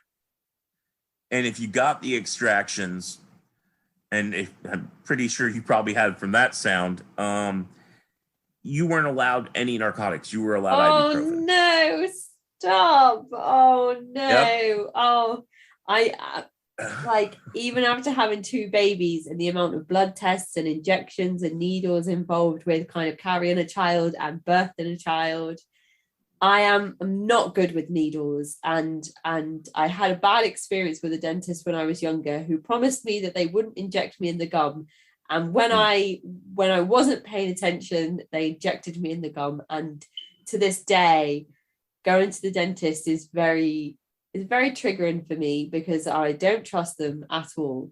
And I have to now be able to see when somebody is going to inject me, and they always say look away when you're getting your flu shot or your COVID jab or you're having a blood test, and they say look away, and I say no, I can't, I need to see when you're going to do it. So much so to the point that when I had to have a filling in one of my teeth, this was years ago, they had to give me an intravenous injection in my hand because I wouldn't let them do it in my gum, and they had to put me under just to give me a filling. That's how bad it is. So when you're telling me that they're going to extract a tooth without any pain relief at all, like, I can't even, that to me is not something that I can comprehend. Well, the thing with the teeth extractions were they would give you the lidocaine shots in your gum line, or in the roof of your mouth if needed. Oof, okay. And I had a few teeth that I needed to get pulled because they were very bad in my teeth. Have never been amazing. So, I mean, the one thing I can give to this program as a positive was they did take care of your dental. Okay. They would even offer certain people, I never saw it happen, but they had offered me when I was on staff, John Barrow had told me, I'll get you some new teeth, some false teeth, some implants done, so we can take care of those back rows of your teeth that are missing. Okay. Never happened, though. They changed their mind because it would cost too much. But the only reason they did this with the dentist was because this dentist would write off these extractions as tax write-offs, as a charitable donation. Right. Yeah. Yeah. Okay. So Okay. the dentist would get some money out of this in the long run. But the funny thing was that they would pull your teeth, and the dentist that they took us to, he was a good dentist. But there was one time when I did have one tooth that started acting up, and they couldn't get me into this dentist because he can only see so many people a month, as far as, charitable donations is concerned on his taxes. So I would have to wait 2 months. I couldn't wait 2 months. I had two teeth. They took me to a random dentist. Oof, okay. And this was when they used to take the students to, and the dentist did a tax write-off and pulled them that day. I got ibuprofen and antibiotics, but, I was able to stand the pain, funnily enough, because to me, once the tooth is pulled, it's gone. But they did some good things as far as medical stuff like that was concerned. If you had to go to the hospital, they'd take you, obviously. Because they don't want to be liable for anything. But it was, the fact of the matter was that you would have to, because this led up to, your graduation stuff. Yeah. I'm sort of going to go off here for a second, but okay. At the end of graduation, when I was getting ready to get out of there, they had announced a new program where once you graduate, you get a paycheck for all the days that you worked off property for the moving company or in the thrift store or whatever. They would put approximately, now this is the shocker, $5 a day into an account for you. Right. Think about this. We got paid $5 a day to work on a moving truck or in a thrift store, well below minimum wage, because it's, it was all ministry based. It was all connected up to the ministry. So he could get around certain labor laws and certain legalities that way. But then at the end of the program, you would be given this check. but there would be deductions from your money every time you had to have a tooth pulled or you had to go to the hospital. They would take money off. They would always take a certain amount out, and it ranged anywhere from $10 to $100. And money would be taken out of these checks, and that would lead to people not wanting to go to the ER or go to the dentist. They would just deal with it. And the thing with the money was you were given this money at the end, and once you were given the money, most people took the money and they put it back into some part of the ministry. Whether it was buying a car that was practically a lemon from their car dealership, their used car dealership. I fell into that trap. I bought a 92 Toyota minivan that was actually valued at $200 for $800. And it had a lot of issues with it. So half my money was already gone. But people would take their money and they just spend it on like getting a car because they figure, hey, I can get a good deal on this car. Or they would take their money and they would stay at the ministry because the money wasn't enough to leave on. No. It was around $1,500, so basically a stimulus check. Yeah. It was enough to live comfortably for maybe a month or so, but then you were out of luck. So most people would stay there as staff members. So I came on as staff and I started out as a driver. I would drive people back and forth to probation, to the hospital, or I would take people to drop them off because they were leaving the program. So I would drop them off at a bus stop in Palmetto with a MARTA card, which is, a bus fare card, to basically get them to Atlanta to the Greyhound bus depot, which is one of the worst spots to go to in Atlanta if you're homeless, and just send them there. And I was being paid approximately $125 a week. And I was having to live in a house with students. And I was a staff member because they didn't have an apartment ready for me. And if I did get an apartment, I was expected to pay $450 a month for rent. And I was expected to do that with $125 a week when I had to worry about car insurance, gas money, groceries, a cell phone. Yeah. I couldn't focus on all that because I was like, there's no way I can pay that much and still work for you guys. Or live here in an apartment. So I had, it was just ridiculous of how much money they would take out of people's, end of graduation checks for a tooth getting pulled. It's insane. It almost comes back to not the self-policing that we were speaking about before, but the dependency on the organization to remain a part of it, because you're not like you said, you're not earning enough to leave, but you've got the incentive to stay because you are earning something. And you don't know when you leave how long it might take for you to earn something on the outside. So you're staying here where you're given a little bit, which is enough to, on your free time, on your Saturdays, when you've got some free time, maybe you can go to the cinema or take part in something that's not going to get you caught out if you have one of these random drug tests.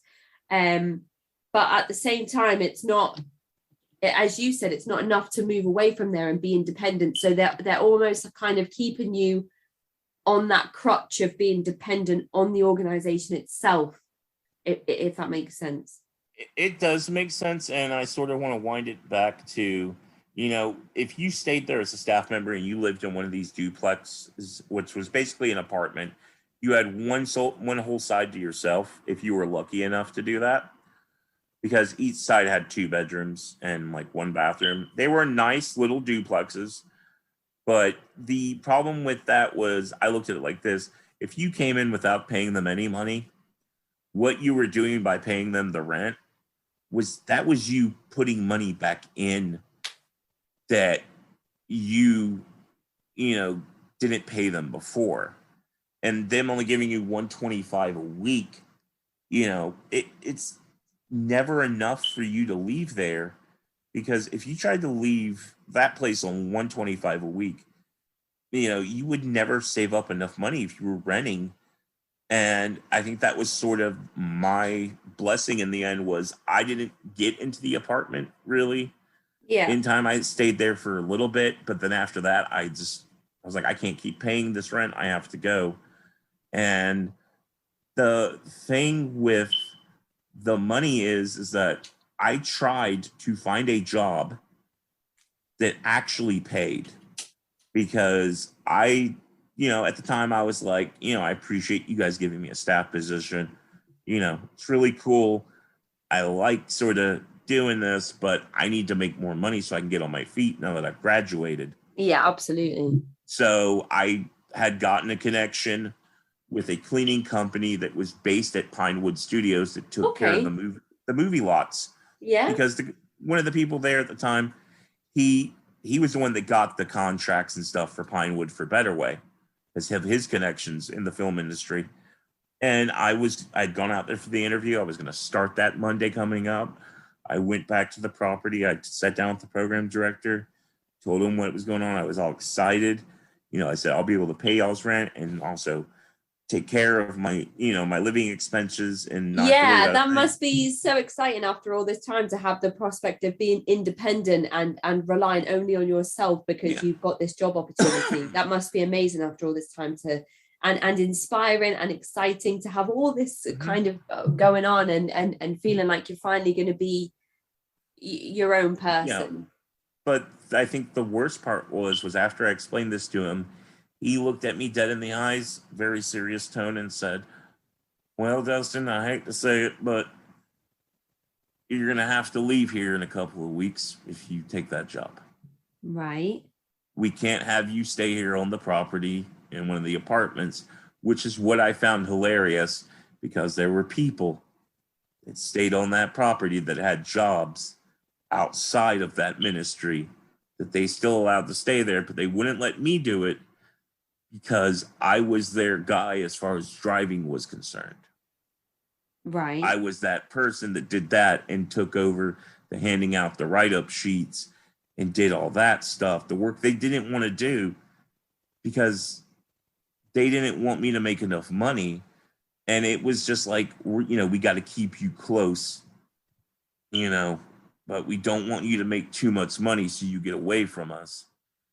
And it was also brought up the fact that, excuse me, the time I had started smoking cigarettes again. And they were very upset with that. They said that smoking a cigarette was taking me away from God. Right. So I found that hilarious, because there were people there that were smoking cigarettes, just not on property. And I told them, hey, I smoke cigarettes, just not on property. You couldn't even have an energy drink if you were a student there. Like, you weren't allowed energy drinks or Mountain Dew. Anything high caffeine like that wasn't allowed. So, I was like, I even drink energy drinks, and they thought I was like the devil himself incarnate, but they didn't want me to leave there, because I think it was mainly due to my family ties to John Barrow, that my family had been close friends with him. We had known him for so long that, there was a bunch of staff members there that I knew personally because they were connected to my family in one way or another. Yeah. And it was just, all these people were like, don't leave, man, I got all the love in the world for you. But it was like, as soon as I left there, you had staff members that completely relapsed, gone back into the program, or have left and gone into a sober living place, and they're doing way better than what they were. Or there's just people that are in prison or in jail, or they're in the ground now. And that place just drained everybody of everything they had, mentally, emotionally, and physically. Yeah. Well, it sounds like your existence when you're there's a few things I think we can break it down to almost here, from an outsider's perspective anyway. You've got the program when you're a student. It becomes your whole identity because all of your time is taken up by activities surrounding either the church and spiritual side of A Better Way Ministries, or the work-based stuff that leaves you physically exhausted as opposed to psychologically tired, which the religious side of things could do, because so much of you is expected to be devoted to the work around the Bible and Christianity and the messages of God and the work that John Barrow wants you to put into these programs. And then on the flip side of that, when you become a staff member, you're living, not only are you living on the property, but you're told that if you want to go and get a job elsewhere, you're going to have to leave here. And you personally, you've got, like you've said, you've got family members who are tied up in the program, who are tied up with the leader, who have a history going back with the program itself.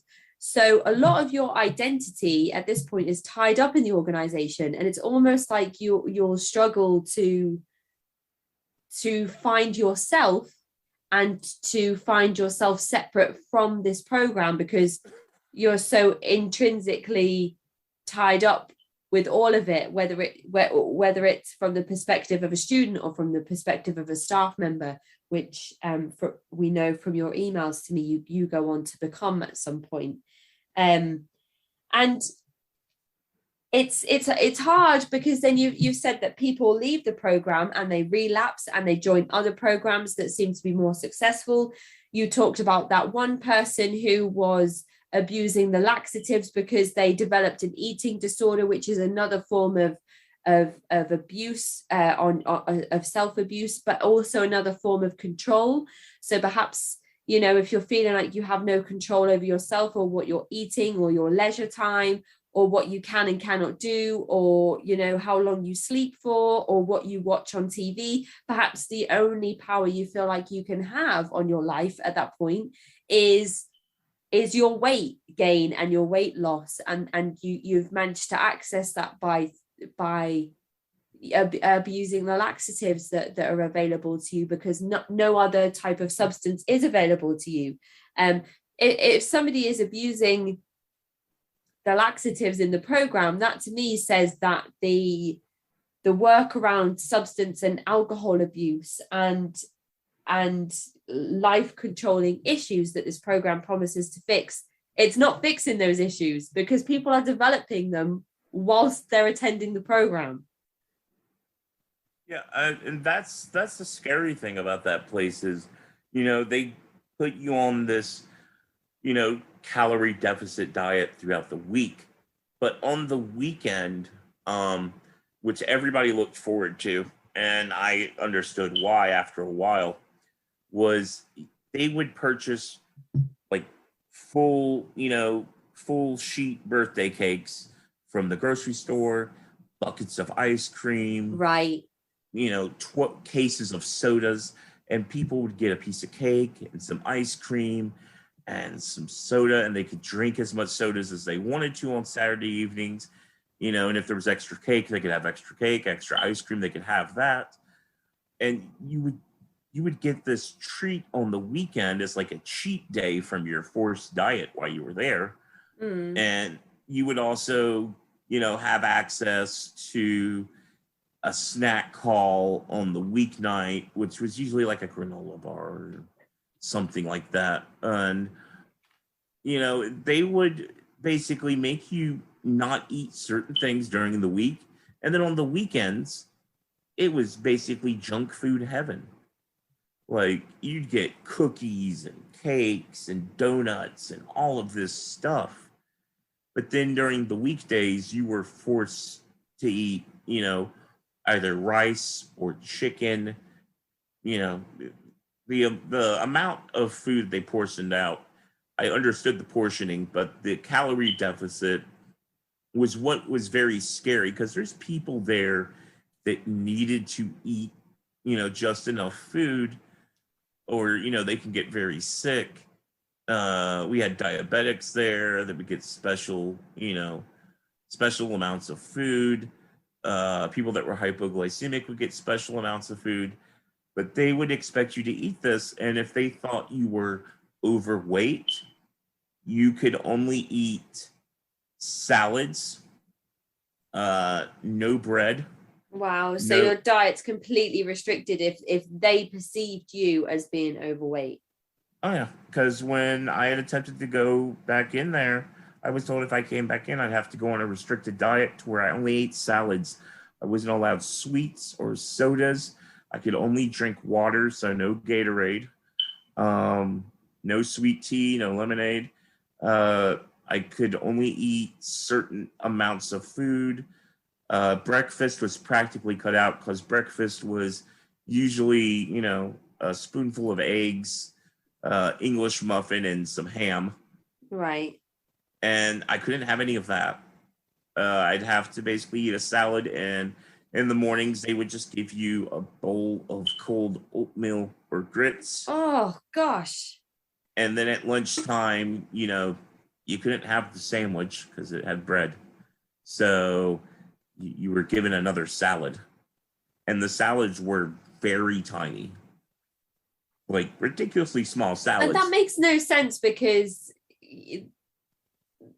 since having my daughter, I've been trying to count my calories and try and kind of regulate my weight since going through the whole pregnancy thing and having a baby and realizing when you count calories that there really isn't anything in vegetables and salad, and you can basically eat as much of that green stuff as you want to. Yeah, I mean, I found that out. It's funny, I found that out recently, that there's no actual nutritional value in that stuff. Even though they would force that onto you, they felt you were overweight. They would make you do that, and then they would make you work out in the gym for a certain amount of time. On a calorie deficit and a not a balanced diet, on just a kind of a green diet. Yeah, so people were basically starving themselves, and for a little bit there, they had me on a diet for, I think, about a month, though. They told me I could decide what I wanted to cut out, and I said, okay, I'll cut out sugar for a month. So I cut out like honey buns and sodas and cakes and ice cream, and I just ate what we had for dinner. I only ate 1 meal a day. That was it. 1 meal a day, and that was dinner. And that was usually fish and rice, or rice and chicken and some other vegetable. But I couldn't have the rolls. But I could eat as much of the rice, and I could eat a little of the rice, but I could eat a good amount of the chicken because it was protein. So for about a month or a couple of months there, I was on this, diet that I was told to choose because they wanted me to lose weight. And I lost so much weight so quickly because I was just starving myself. Practically, I was eating 1 meal a day, and It was very, very low as far as calories are concerned. And that sort of followed me over into my personal life, where I have to catch myself sometimes, because there's days where I'll just eat dinner, and that's it. And I just don't eat anything else. Or there's certain days where I won't eat anything because it's just like, I feel like I've gained so much weight, and it's like that disorder that I actually ended up forming followed me here outside of the program and has stuck around, because you're told, hey, you're overweight, lose this weight, because if not, it's going to kill you. And they basically will make people get eating disorders. And it does sound that way, yeah. There's people that came in there that were around 450 pounds, forced them onto a diet. They didn't lose much weight, like at all. They lost maybe 20 pounds, 30 pounds during their time there. And they would force these people to get eating disorders, and they still do it, and it's scary. Wow, 450 pounds. And he was still expected to do all the labor work that everybody else did. Yeah, I was going to ask that when you talked about kind of developing this only eating one meal a day that did not have sufficient calories in, were you still expected to be doing this work-based program? Oh, yes, definitely. You were always expected to be doing it. And that was the scary thing, was that they, expected you to be just doing all this work, even if you were on this forced diet that they would put you on. You were expected to do the work because they looked at it like that was also part of your exercise. So if you're out there sweating while you're moving people's furniture on a move for the moving company, which is what they had me doing for a good majority of my time there, was on the moving truck, or I worked on the donation truck going to pick up furniture and workout equipment, and just it was extremely hard manual labor, to the point where, with the weight I had when I went in there and all of the labor they had me do, I mean, it's caused me to have physical injuries, to the point to where I can't even work a normal 9 to 5, job at like a warehouse or a factory. Wow. It's so when it's you ridiculous. talk about not only is it the PTSD that you developed since your experiences within A Better Way Ministries, you've also experienced the difficulty around regulating your diet and managing your meals daily, to the point where sometimes you're only having one meal a day. That now you've also got these physical issues with your body that prevent you from being able to actually work a suitable job that you may require to be able to provide for yourself. Yeah, it's right now I'm basically I work from home, so that's the one thing that I actually take joy in, is being able to work from home. But I can't work an actual decent job that requires physical labor without being in pain, because my weight, it'll balloon up a good bit or it'll jump down, depending on what's going on with me mentally at that point. It could jump up because there's times where I just can't control my food intake. I could sit down and eat an entire package of cupcakes, or a bag of chips, and drink like 7 sodas during the day, and still not be full. Like, still feel the need to just eat.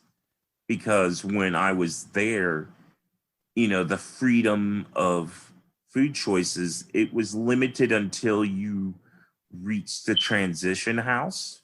Right. Which was, because once you reached transition, you were getting ready to graduate. So they started actually paying you an actual paycheck if you were on the moving company and stuff along those lines. So people could go out and purchase, food and things along those lines. Oh my goodness. Okay, so let me just kind of think about all these things you've just said. So there's obviously you have these issues around food where you're either completely binging out on absolutely anything that you can find or anything that you want in quantities that you're not even regulating, and then the next day you're not eating anything apart from one meal. So there's kind of like both sides of the spectrum there. And then there's also this transition now that you're speaking about, where you're gearing up to graduate, but you haven't quite graduated. And they're like, oh, just before you go, actually, we're not going to regulate your diet anymore. You have access to all this great food. And we're also going to start giving you money so that when it comes to time for you to graduate, maybe you'll think about staying with us and working for us. Mm-hmm. Yeah, that's the scary thing, is as soon as, we started getting that money, everybody was like, oh, we can go to the store now. People would go to like Walmart or Target or something. Most people would spend their money on stupid things. Like, somebody was like, let's say they wanted like a brand new pair of Nikes. They would buy their Nikes because they wanted their Nikes. Mm-hmm. Or, you wanted to go out to eat, because the hilarious thing was, the part of Sonoya where this is at, Sonoya is a very small town. It's also the main town where The Walking Dead is filmed at. I'm just rewatching that. Literally started yesterday rewatching that series. It's so funny that you've said that. So that town has a lot of restaurants. It's a very touristy, sort of laid-back place. And it's a great town. I'm never going to bash that little town. Yeah, it's an amazing place to visit if you ever get a chance. It's awesome. Okay. But the thing with the placement of that program, he chose that placement because it's out in the country almost.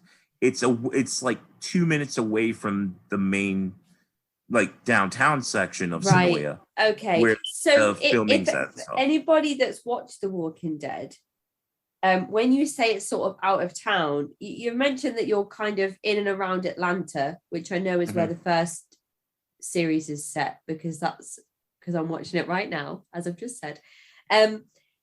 And then Sonoya, is that more like season 2 where they're at the farm and it's kind of really rural farmland and outside of the city, but still quite close to the city? Sonoya, the main town of Sonoya was basically Alexandria. Right.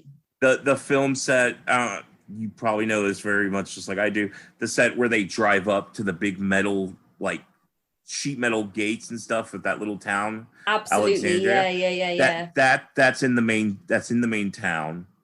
And the town center where the governor was running things, that is actually downtown Sonoya on the main drag. Okay. Yep. So anybody that's watched the popular series The Walking Dead, you'll be able to visualize exactly what Sonoya looks like. But less sepia, perhaps, because I know that they love to use those types of filters on that show. Yeah, and funny enough, the thrift store, that the program uses. We actually had gotten, I don't know how they got this connection. They had gotten connections with the studio that's out in Sonoya.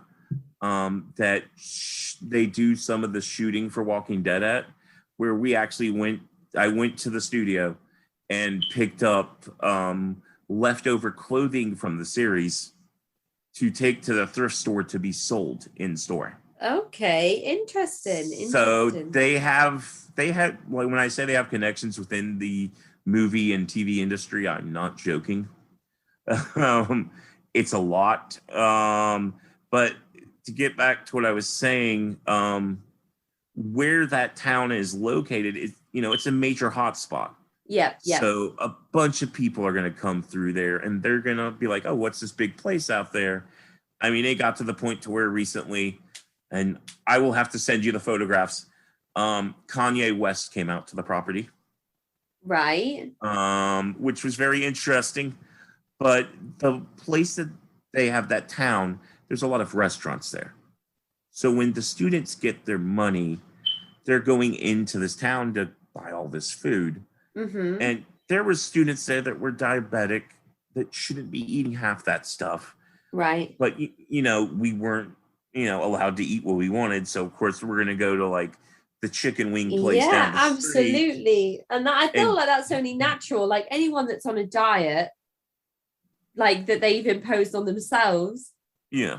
And then, one day a week where they kind of let themselves have the day off, or eventually you just fall off your diet and just completely binge on everything. It's the same. I think most people listening can think back to a time where they've kind of said, I'm going to go on a diet, and it hasn't stuck because there's been kind of a day where they've been like, oh, we're at a birthday party and there's birthday cake, so I'm just going to have a bit of birthday cake and all this buffet food, and then the next day they're like, well, I've broken my diet, so I'm just going to carry on kind of not paying attention to it. And I guess that's the same thing for this experience, but maybe on a more impulsive or a more urgent scale, to go out to these restaurants with your money and on the weekends and go and indulge yourself in those things that you've been restricted on throughout the week.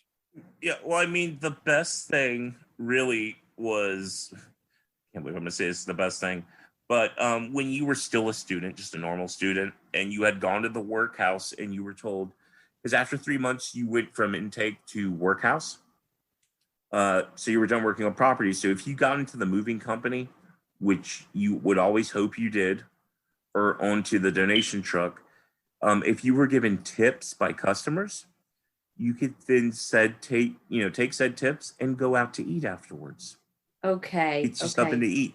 So Yeah. people on the moving truck, they had actual employees on the moving truck that have graduated the program and had no real affiliation anymore besides working for the company.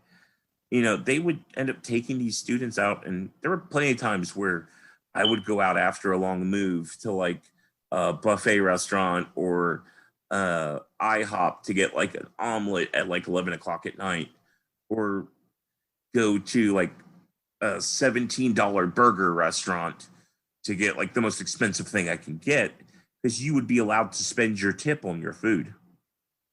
So Right. if you got like a $20 tip, you could spend your $20 tip on food, but you had to bring back receipts for everything, because there were people that would buy things like cigarettes or kratom. I don't know if you know what kratom is.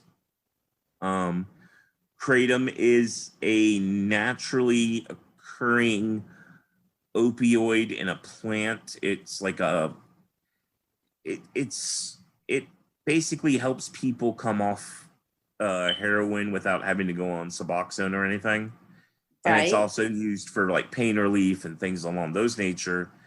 And it's actually very helpful, but people in the program they knew of gas stations that when they rung up things like kratom or let's say beer or cigarettes as just a grocery item and not as what it actually was, that they could get away with getting a kratom bag or a shot bottle of kratom and taking it, and then or smoking a cigarette or drinking a beer and then going out to get like a burger at McDonald's, and they could get away with using kratom and stuff along those lines, because these gas station drugs would show up as just grocery items. So people were still finding ways to use while they were there. It's just they never really got caught. So you would have to show your receipt, and if your receipt came out like, oh, you spent such and such amount of money, was that your tip? You'd be like, yeah, I got a $10 tip from the customer. They would then turn around, contact the customer, find out how much you were tipped. And then if the money was wrong, like let's say they actually tipped you $50 and you said they only tipped you $20, he would ask where the rest of the money was at. Because if you didn't spend all that money, yeah, you had to bring back a certain percentage back to him to give in. You had to have at least, I think, $10 left or something. Like if you got like $100 tip, you weren't allowed to keep the $100 tip. You could spend upwards to $20 out of the $100 tip. And then you had to bring a receipt for what you spent that on, but it had to be just food or beverages. And then you had to give the rest of the tip money to him, which would then go into his pocket, which would then go into the Dropbox deposits for the company. So, so your food is being restricted, but then your money is also being monitored along with your calls home and your meetings with your family. Yes. It's really hard for me to imagine as somebody kind of with an outsider's perspective. There's so much here, and I know we could probably talk for hours and hours about all of these experiences. And that there that you've mentioned about the tips, I feel like is not something that we would have discussed if we just went through the interview questions that I sent you ahead of time. I feel like this is like a kind of like a little side bit that's come out that is still really important, but just through you being able to kind of speak through your experience and your narrative. And hopefully there's a couple more bits for you to kind of explain to the listeners before we finish our interview today. But there are a few important points that I wanted to make sure we do cover before we finish today. And one of them is to discuss this infamous Waffle House that you mentioned earlier on in the episode. And I'm just wondering if you could talk us through why you called it the infamous Waffle House. This Waffle House was right next to the highway on-ramp. So they specifically would drop people off here because this is where they started dropping people off at. They would drop you off there because the management didn't really care. Right. And if you think about it, it's a very humiliating experience because what you're leaving with is a garbage bag or two of your belongings. They are in garbage bags. If you came in with suitcases, they were most likely donated to the thrift store.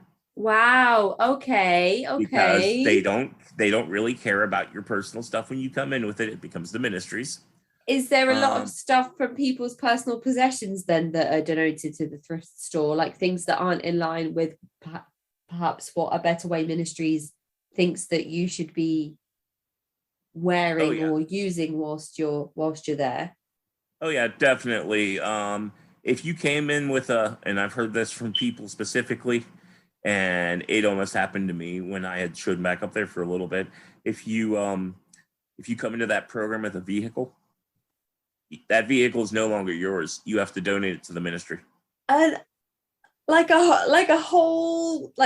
car or van or camper van or motorbike or anything like that. Oh my goodness. Okay, so that's a bit different to an item of clothing. Yeah, you don't own it anymore. It goes to the ministry to be sold at the car lot. It's basically their way of making you pay them.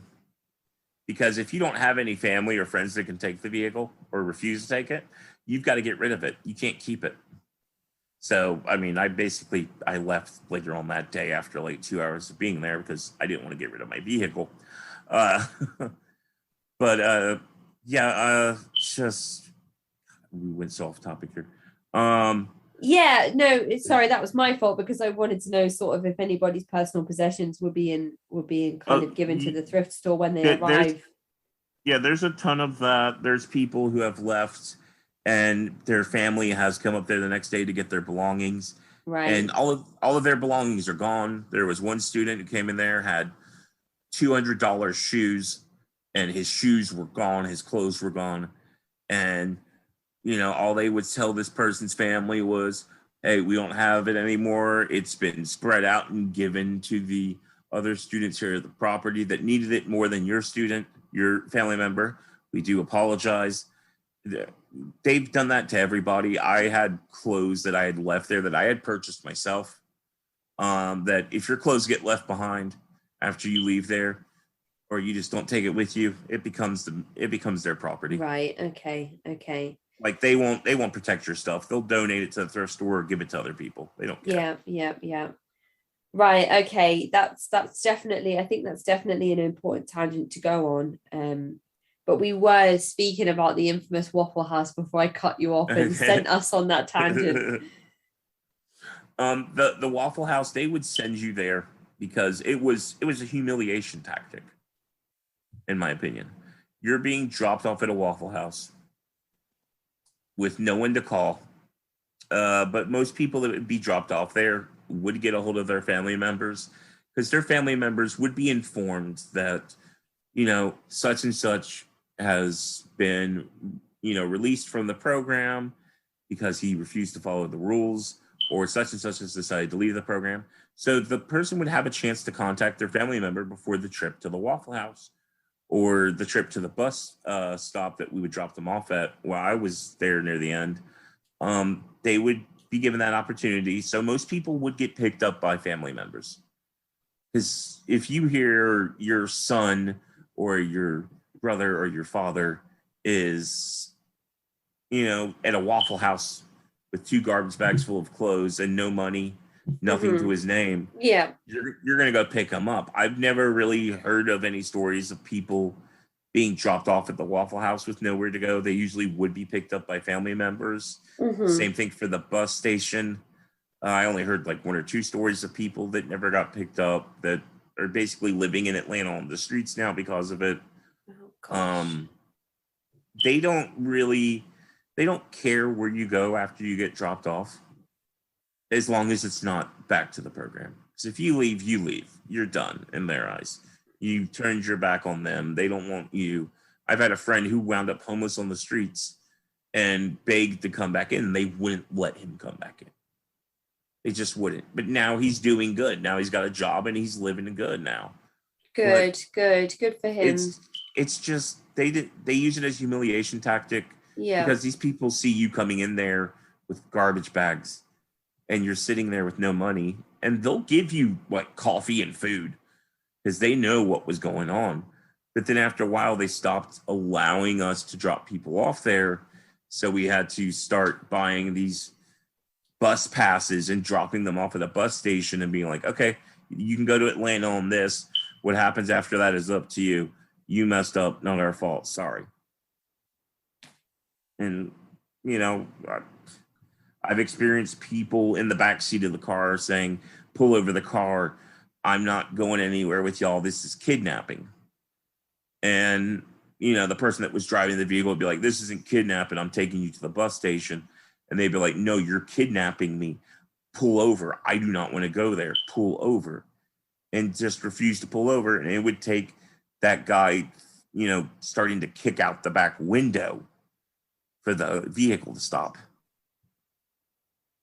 You're forcing these people, you know, to leave there immediately, sometimes not even getting a hold of their family members because you don't want them there, and you're forcing them to get into a vehicle and forcibly taking them somewhere they don't want to go.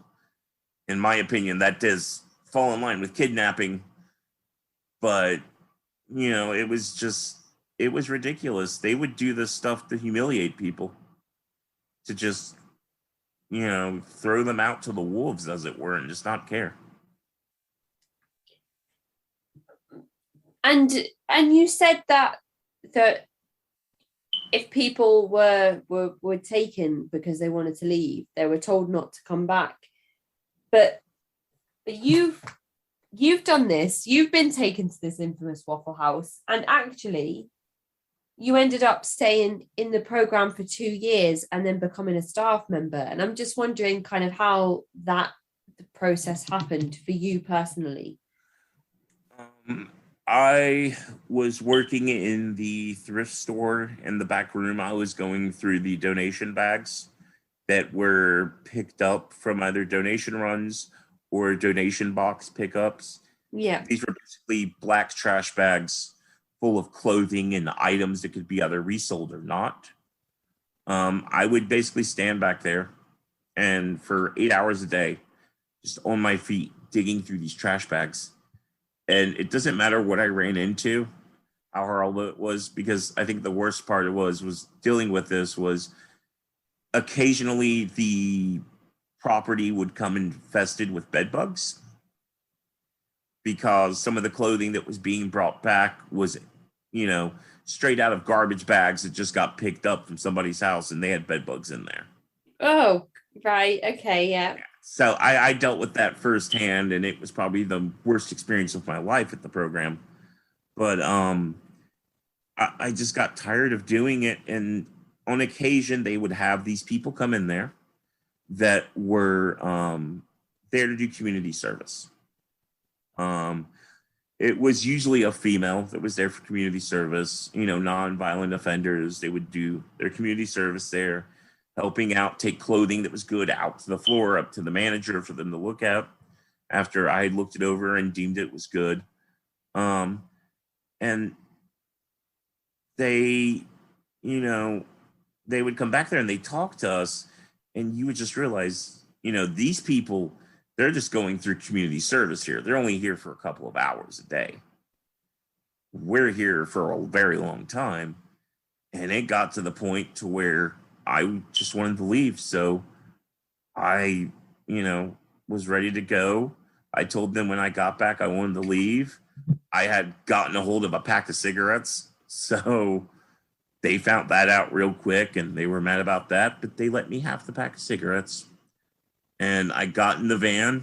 They dropped me off along with somebody else. It was another person who had some mental health issues. that were pretty serious. And me and him got dropped off, and I just sat out there and I chain smoked like 4 or 5 cigarettes, and I gave him a few cigarettes, and we sat there and we talked. I went inside, I grabbed the Waffle House phone, I called the number up, I talked to him, and they were like, all right, if you want to come back, you got to say it again louder for everybody to hear. And everybody heard, and I had to say it like 5 or 6 times that I'm sorry. Yeah. And this is what you mentioned at the start of the episode. You're on speakerphone to the congregation. Yeah, and they knew that I had left, and then when I came back in there, the shepherd over the property, he was a friend of mine at the time. He came and picked me up, and he let me have like another cigarette before I got back into the vehicle. And we got there, and I just sat there, and he stopped. He grabbed me a drink and something to eat. And we got back to the property, and I sat there and I ate my burger and I drank my soda and ate my fries. And I went inside, and they were like, the prodigal son has returned. And I just walked up towards the front. Everybody was cheering and happy. Some people looked at me and shook their heads because they were just shocked that I had left, or upset that I left and I came back because, I didn't want to be there anymore. And I guess it bothered them that I was let back in, or it bothered them that I decided to come back. Yeah. So mixed reaction. Yeah, it was very mixed. And the next day, the guys over in the old transition house were getting ready to graduate, and one of them knew that I had left and come back. They had saw me leave the previous day, and they were sort of upset. And he just looked at me and he straight up said to me, don't let this shit get to you, man. Don't let them beat you down. You get out of here. You graduate, you complete, and you leave. Don't let them beat you into the ground like they did everybody else. Yeah. And that was the most meaningful talk I've had. I had talks with people there that were from that house. Those people were the most genuine people. And, one of them is no longer with us. And it hurts because I remember when he died, we got told, he had overdosed.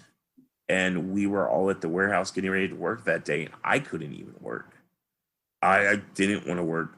Me and my friend that were on the truck, we talked about going to use kratom, even though that sounds silly. It's still considered a drug, and we wanted to get messed up. And it still hurts me knowing that there's so many people from that place that are no longer with us. And I think that death hit me really hard because of what he said to me that day. I mean, I considered him a friend. I had another friend that passed away. There's multiple people I've known that have passed away from that place. And it kills me every time because it doesn't seem like they cared when these people would die. They didn't care because they just looked at it like it's another person that just gave up. And I'm like, you guys have to have some complicity, some responsibility for this blood that's on your hands. They do. Half these people that have died because of this place were people that were told they could never return. And that is the most tragic thing of it all, is there is no responsibility on their part. They have no caring for it. And when this person died, it's like they had these tribute t-shirts from people that had passed away. And none of the names of the people that died after they left there were on these t-shirts. None of them. Because they don't care because of how they passed away. It wasn't a righteous death in their eyes or something like that. They weren't Christian, or they'd gone back into drugs or something. And it hurts because I can't imagine how difficult it must be to be surrounded by so many losses so consecutively, so quickly, especially when you're all battling with these life controlling issues that the program suggests it can help you fix. But if there are people that are involved in this program who are losing their lives to overdosing, that suggests that there is a problem at the core of the program itself that is not helping somebody overcome their problems with addiction. And you mentioned in your initial emails to me that you did lose a friend within this program, and that's what caused you to finally kind of dwindle down your contact with the program and eventually fizzle out from it altogether. And I'm wondering if that friend is somebody who you've just mentioned in the last 5 minutes or so. That's the friend that took their life, and I'm going to say his name because it needs to be said, because it needs to be remembered. Matthew McClendon, he took his life because of this program refusing to let him back in. The person I mentioned before him, Keith Yarborough, overdosed on heroin, and I fully blame this program for that because they didn't give either of them help. There's also Chris Canyon, who hung himself because of this place. This program, it's destroyed people. It's cost people their lives, and it's still operating without impunity, without any legal recourse. And the worst thing is that the man that founded this place, I know he probably had it in his best intentions, but he's destroyed people, and he doesn't see the damage that he's done or that his staff has done. I've lost so many friends to this place, and it's insanity what this place has done to me mentally and emotionally, what it's costed the lives of many people I know. It's those people I mentioned need to be remembered, and there needs to be something done, some kind of justice for them, because this place, they have their blood on their hands. They do. Whether or not most people want to see it that way, they do. They have some kind of complicity with this. Whether it was actually giving us proper treatment to get off of drugs and alcohol, giving us actual therapy with a therapist, talking with a psychologist, putting on some medications that could help us. Yeah. They didn't want to do this because they wanted to cut corners and save money so it could go into their pockets and pay for their dinners and their beach houses in Florida that they own. This program, like many other programs that you've talked about on your podcast, they need to be shut down. There needs to be something done because they're not helping people. They're killing people. There is more suicides and overdoses coming out of programs like these and a higher return rate to prison than anything else that I could think of. It's a revolving door. This is all this is. People leave, they come back. People leave, they come back because they keep going back out and getting hooked because there is no actual treatment. There's no therapy. And you just leave more damaged and broken than the way you came in.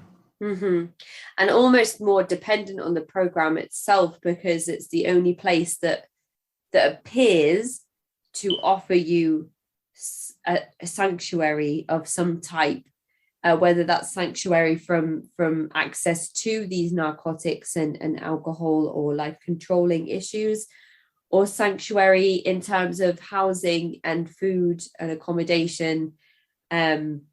It appears to offer those things, but at what cost is the overall question, I think.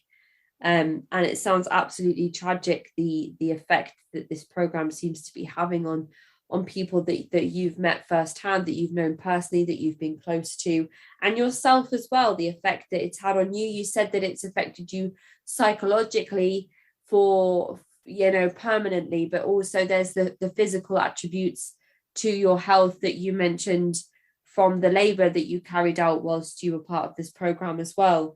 And I think, as I said earlier on in the episode, we could talk for hours about this. We've almost been speaking for 3 hours already, and I feel like we've only scratched the surface. But unfortunately, these interviews do have to end at some point. So there are a few questions I wanted to ask you before we wrap up today.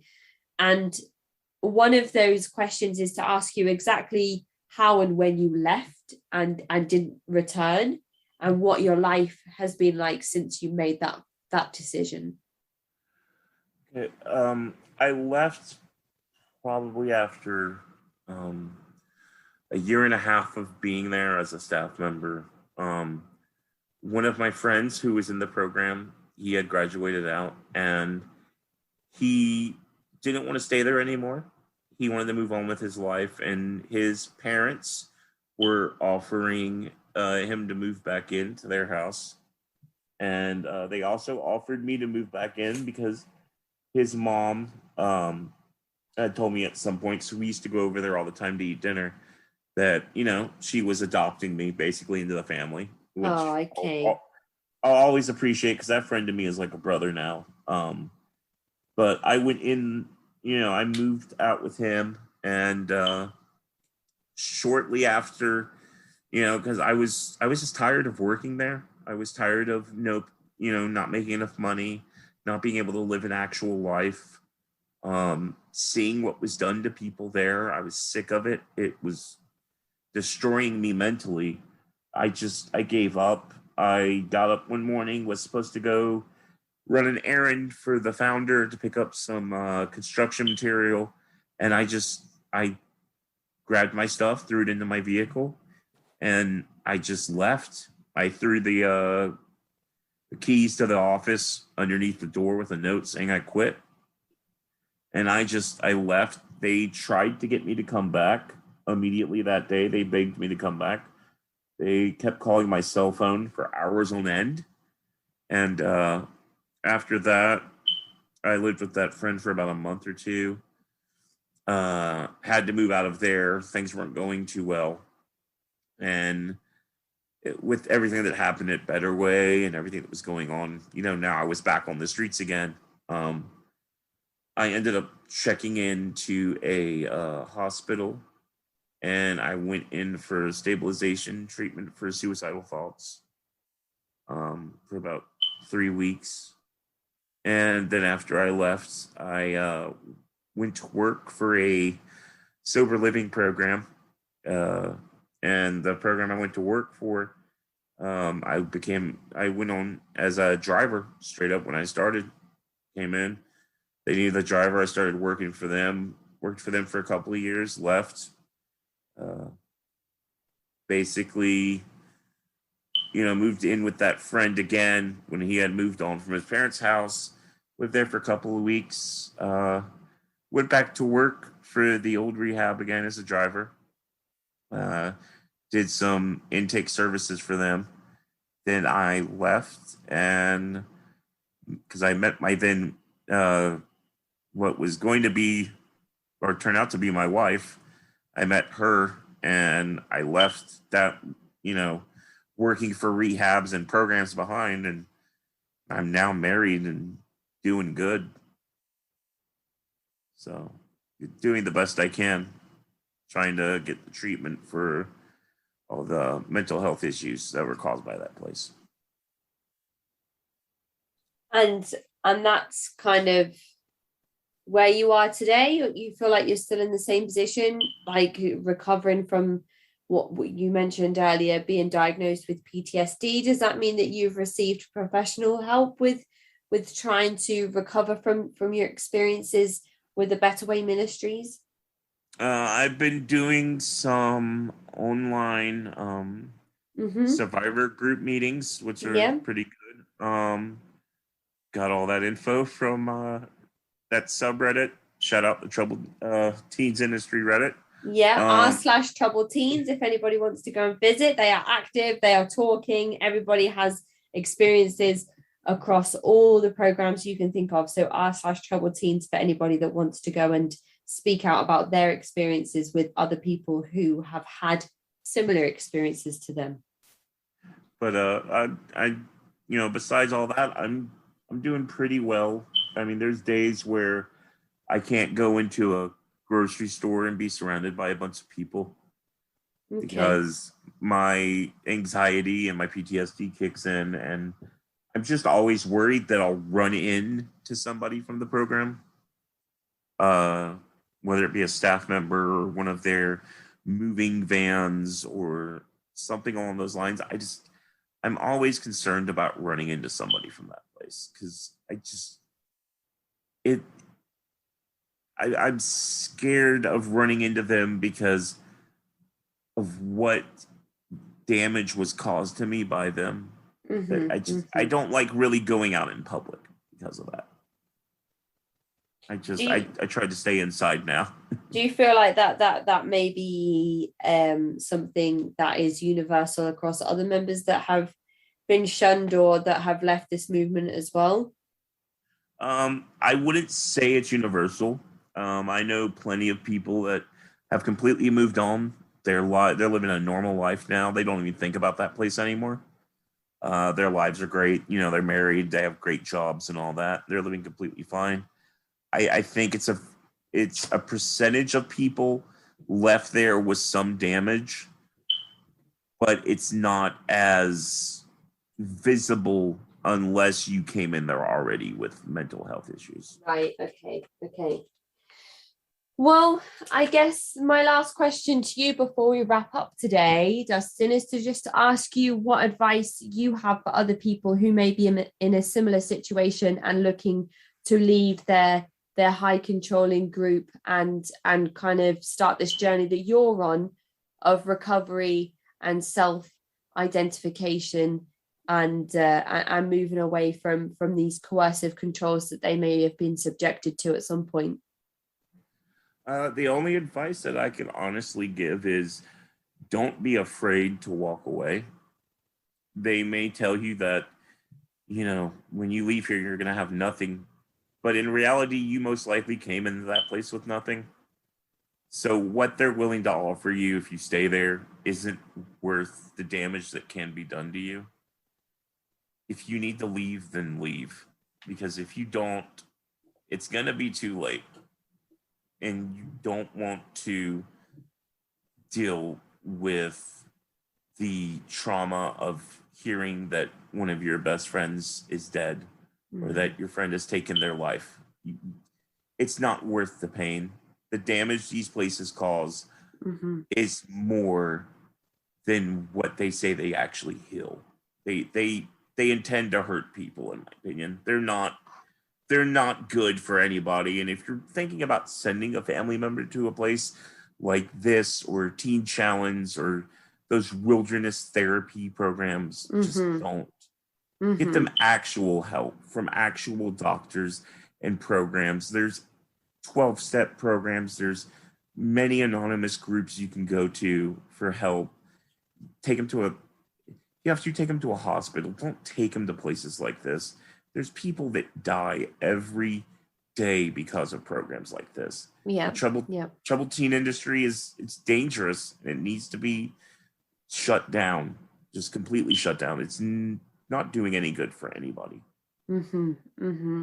At least regulated, because from the research that I've done and the people I've spoken to, it's not even regulated in any way whatsoever. And that's why I made such a point at the beginning of talking about accredited staff members, because there just doesn't seem to be any or a need for any or a legal requirement for any across these programs, at least in certain states in America and some places across the world. So hopefully we can get the message out there through having these discussions and bringing these topics to light. And you're just one voice of many that's given the opportunity for people to do that and to get these things out in the open, to bring light to these programs that do exist and use these coercive methods of control and create these mental ill situations with people. So I think all there is left for me to do now, Dustin, is to just say a massive thank you for coming on the show, for sharing your story with me, for giving me almost 3 hours of your time to go through and discuss, just the tip of the iceberg of your experience, but also an experience that highlights the problems within the troubled teen industry and things that do need to change. Because as we mentioned earlier on in the episode, this program started in 2006. You became a staff member in 2016, and we're only now in 2021. So it's a relatively young program, and one that just seems to be expanding more and more and more very, very quickly. And there seems to be no regulation with this program whatsoever. So hopefully, if anything, our interview today can bring some solace to other members who have been in these types of programs to realize that they're not on their own, but also to hopefully continue the journey on some kind of legal reform for these programs across America and the world, and to ignite some change somewhere that definitely needs to happen. So I'm just so appreciative of your time today, Dustin. Thank you so much for coming on the show and for giving me your time and sharing your story. No problem. It was a pleasure. Thank you for having me. I hope you enjoy the rest of your day and take care. All right. You as well. Bye-bye. So I've hit this. That is the end of this week's episode. If you'd like to get in touch and tell your story, you can email me at cultvaultpodcast@gmail.com or follow me on Twitter and Instagram at cultvaultpod. I'm your speaker, Casey, and this has been the Cult Vault.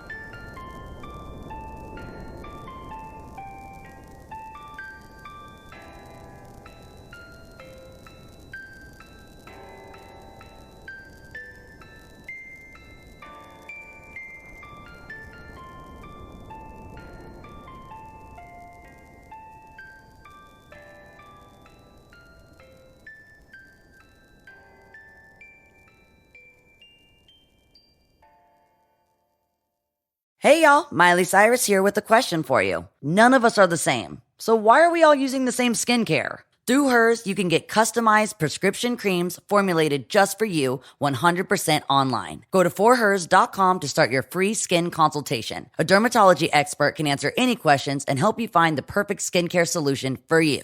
Try today and get a 90-day money-back guarantee at forhers.com/skin. Restrictions apply. See website for full details and important safety information.